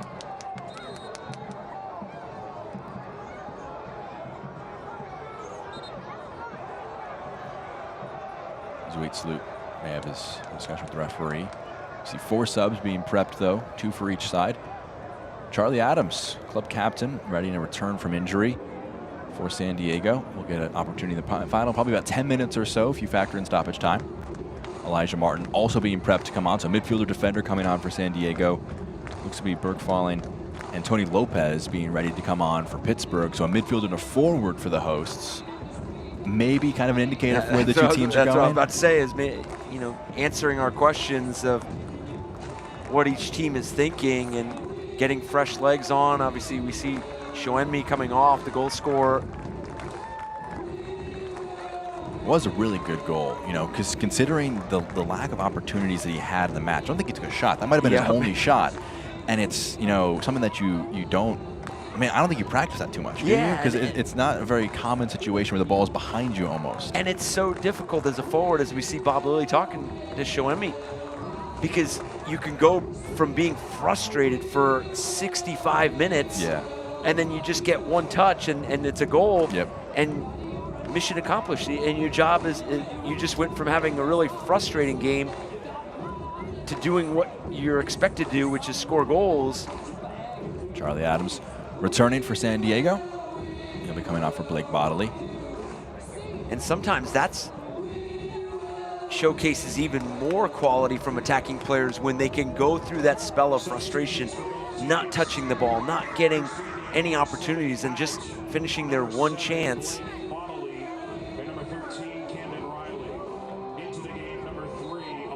Camden Riley also coming out. We talked about the 12th minute we got his yellow card. You know, could he, you know, not that a red card was a massive risk, but an aggressive player, towed the line very well and didn't really have a single incident after that moment. Yeah, and Pittsburgh never really put him back into those 1v1 situations. He had one here in the second half that he did really well, poking the ball away and not even allowing it to become a challenge. Conway lofts it into the air. Perez, again, that confidence that he has, trying to take that one first time and gets under it and goes well over. The shots have begun to expand. That's the 12th for San Diego. Still just 3 for Pittsburgh. Eric, I'm interested. Are you an expected goals proponent, or are you more against that analytical side of the game? it's difficult to say because I think every game has a story of its own. But I think at this point in the season, you do have trends that do start to tell that story. And I think expected goals is one of them. But I think it's a fascinating balance and intertwining of statistics and what the game of football is. It's just so fluid. It's just so instinctual. And Rivera puts it in the box, headed away. Still alive. Lofted in, the flick on to the back post. Oh, on hand was Ordonez, just couldn't quite get to it after the flick on by Griffin. We'll see that one again. Kind of almost a designed set play. They get the ball out wide to Falling, and that ball into the box. Ordonez is a step away from tapping that one into the back post. Yeah, and those secondary opportunities, it almost looked like Ordonez was going to be their far post. And another turnover there. Griffin plays it in, one-on-one. Lopez drags it wide of goal. Goal kick. He's slow to get up there. He knows the opportunity that he just had. One-on-one with the goalkeeper and just scuffs it wide. Yeah, and it looked like he had the spot picked out, and he just, as you mentioned, just scuffs it. Great job turning San Diego over right here, and head up, had a new picture of frame. Just doesn't execute there and brings the ball across his body. Lopez is a recent substitute, been on for just a few moments, just about 3 minutes, not even 2 minutes when he had that opportunity. Yeah, we talked about how difficult it is for a forward like Shoemi to not get a lot of touches and then to finish his one. Yeah. And then the same is meant for Lopez coming in just as a substitute, and that being his really first involvement. Yeah. Adams under a bit of pressure. Pittsburgh really amping up the press in these last few moments of the match. They've had some success with it. Moon carries it past, though. It's one back, launched forward. Lopez eager to rectify his mistake. Being held by Adams. They're protesting for a foul, and it will be answered. Free kick in a very dangerous spot, and it'll be a yellow card for Adams. And I just don't understand the decision by Kyle Adams to really... It's getting a tussle. Just kind of hold his shirt right here. Yeah, I mean, he's got no help. He's got back to goal. Yeah. I mean, the ball is still really not in possession. You just see him grab the shirt. Yeah, and you put a team that is really quality on set pieces and free kicks in a position late in this match. 90th minute here. Standing over it, Burke Falling. Substitute just a few moments ago. 6 Riverhound shirts in the box. Will tick over likely into extra time when this is taken. Awkward for Vegas to deal with because it could be put on frame as well as into the box. 6 minutes of added time. Into the box, towards the back post. The header's in!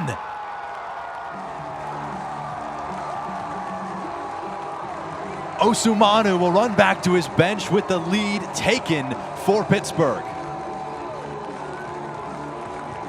And it just goes back to the decision to give up the free kick. Yep. And Falling, somebody who is so good on those services and those restarts. I mean, you give him an opportunity, that right-footed service, I mean, the shape on the ball, putting Koke Vegas in a position where he cannot leave his line. And Osumanu getting over the top of his defender. I mean, what a response here in the second half for Pittsburgh. And the first part of the second half did not have a lot of fluidity for Pittsburgh and not a lot of opportunities. San Diego now has 5 minutes trying to come back and do it. They've turned it around, Pittsburgh have.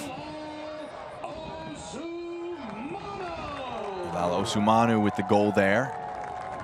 And now he'll quickly switch back to the defensive side of things. Tackle one, Griffin on it, and it's just going to be launched forward. Additionally, the officials have indicated there will be 6 extra minutes of stoppage time.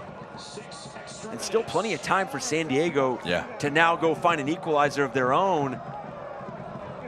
But that's definitely a goal that sends a bit of shockwaves through your 11, because you really had good spells. You played with a lot of confidence. Here's Moon on the near side. Plays it infield for Corona. Pass between the lines. Perez from distance. Doesn't test Zamudio. He scored the goal from a similar position on the edge of the box on his left foot. That one cannot put a similar strength to it. And we talked about it earlier, was San Diego is not a team that would change the way they approached the final few minutes, the final 15, 20 minutes, because of being up a goal. But unfortunately for San Diego, they just were unable to create that second goal and find that opportunity. And credit to Pittsburgh, they found different ways to get back in the game. For San Diego, it was the turnovers that really hurt them towards the middle of the second half. The first goal coming off Koke Vegas, kind of giving the ball away there, and then almost Canardo Ford's finding a ball in, but they eventually found the goal from Shoenmi. Switch of play by Griffin. Blackstock, he was a first half substitute, brought in earlier than expected. Done well on that left side, holding off two opponents. It's knocked out of play. Last touched by San Diego. Yeah, a pair of mistakes right in and around that right corner of the 18-yard box. Turnover by Vegas, foul by Adams. Both punished with, you know, effective offensive moves by Pittsburgh. We talked about that as the key to the game, you know, for them is execute in those attacking areas. And they did it kind of really only twice all day, and they both turned into goals. Lopez, he's onside. Puts it on frame. What a save by Vegas to keep it alive.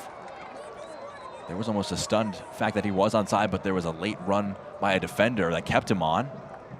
And I really like the word you just used, punished, because that's exactly what Pittsburgh's done, because they haven't had a lot of quantity. They've done it with quality in terms of...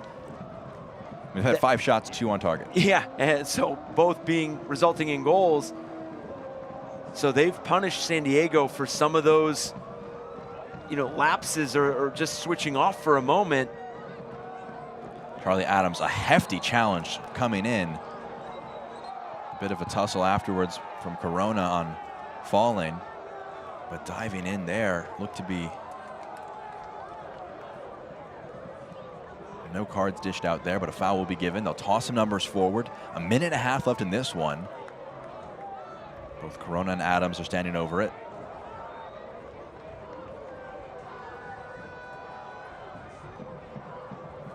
Pittsburgh not won a match this year when trailing.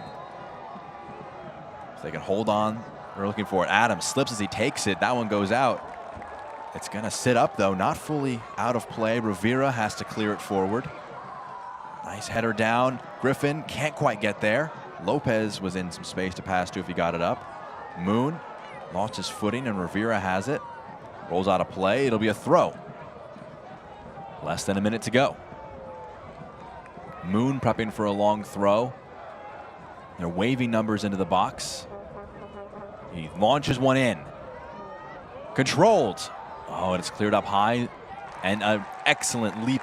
Zamudio comes off his line to collect it. They'll hope that's the last action of the game. Yeah, that almost looked like a moment where Pittsburgh was a bit too casual defensively, letting San Diego bring the ball down inside, close to the 6-yard box. Yeah, we took a touch down and just couldn't quite get the second one to go off. But Luis Zamudio on his birthday will launch it forward into the Pittsburgh evening sky, headed down. Launched forward. It's Conrad running onto it on the left wing. Nice touchdown, keeps it in play. Still alive here. Referee could end things at any moment. Whistle to his mouth. Corona. Poor pass. Blackstock gets to it. Trying to pick out Lopez, but turns it over. Perez under some pressure. That will do it. Pittsburgh down entering halftime for the first time in 2023. They come from behind and earn a vital 3 points at home. And really just an overall performance from Pittsburgh, because we talked about it in that first half. They did not feel like defensively that they had done terribly. They really kept everything in front of them, kept San Diego outside of the 18-yard box. But it was a special strike by Perez that opened up the scoring, and Pittsburgh just continued to hang in there, continued to find different moments. They started to win the ball higher up the field, and then they found the late equalizer, and then on that free kick, found the game winner. Two goal scorers. Embrace your man of the match, presented by Heineken, is the goal scorer for the winner, Ilal Osumanu. You see it again here. Just a great header at the back post. Off the free kick, seals the 3 points for the home side. And both goals, and overall for Pittsburgh, they had some challenging times throughout this 90 minutes, but both goals coming from two players that probably had frustrating performances up until their goals. Both players took full advantage of them. 2 shots on target, 2 goals, a 2-1 win. Let's take a step back for just a moment, but some full-time highlights and stats in just a moment as Pittsburgh picks up a vital 3 points at home against San Diego. Back in a moment on ESPN+.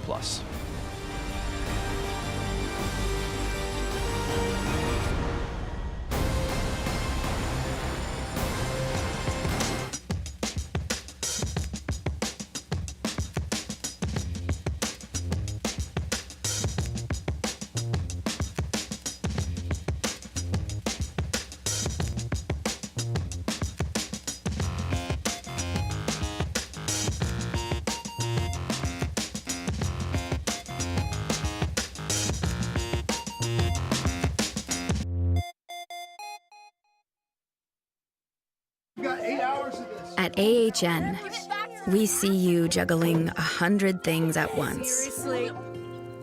And slowing down, taking in every moment together. We see you finding time for what's important.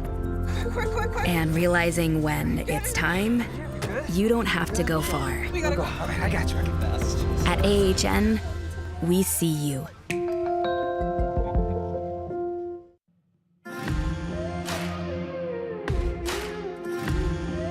It's Dollar Beer Night at Highmark Stadium in Station Square. Enjoy $1 beer from 6 to 7 p.m., then catch a pro soccer match as the Pittsburgh Riverhounds take on Louisville City. Tickets start just $18. Get yours today at riverhounds.com. That's riverhounds.com.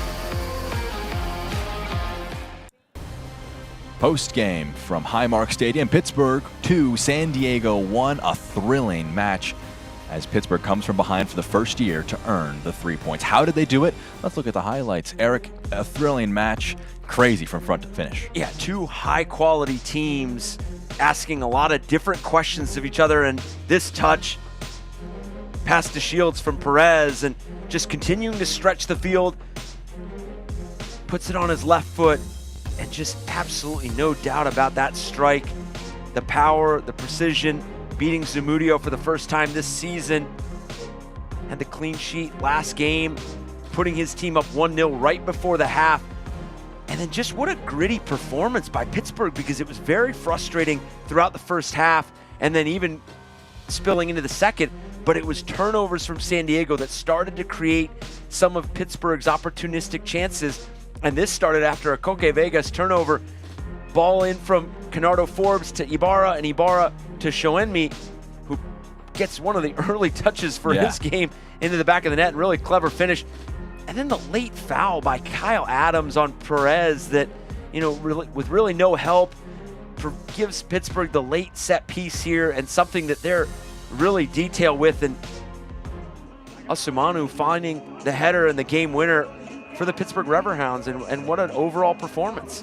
What an overall performance. They had just 38% possession, but they get the most important thing from today, the 3 points. First time coming from behind, vital result for them. San Diego next continue their 4-game road stint against Indy 11 next Saturday, while Pittsburgh will stay at home taking on Louisville next time out.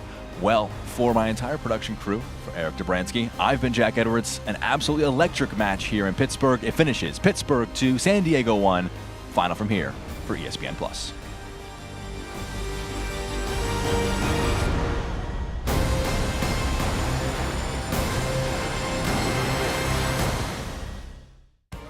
This copyrighted telecast of the United Soccer League Championship cannot be retransmitted, rebroadcast, or reproduced without the expressed written consent of the United Soccer League Championship.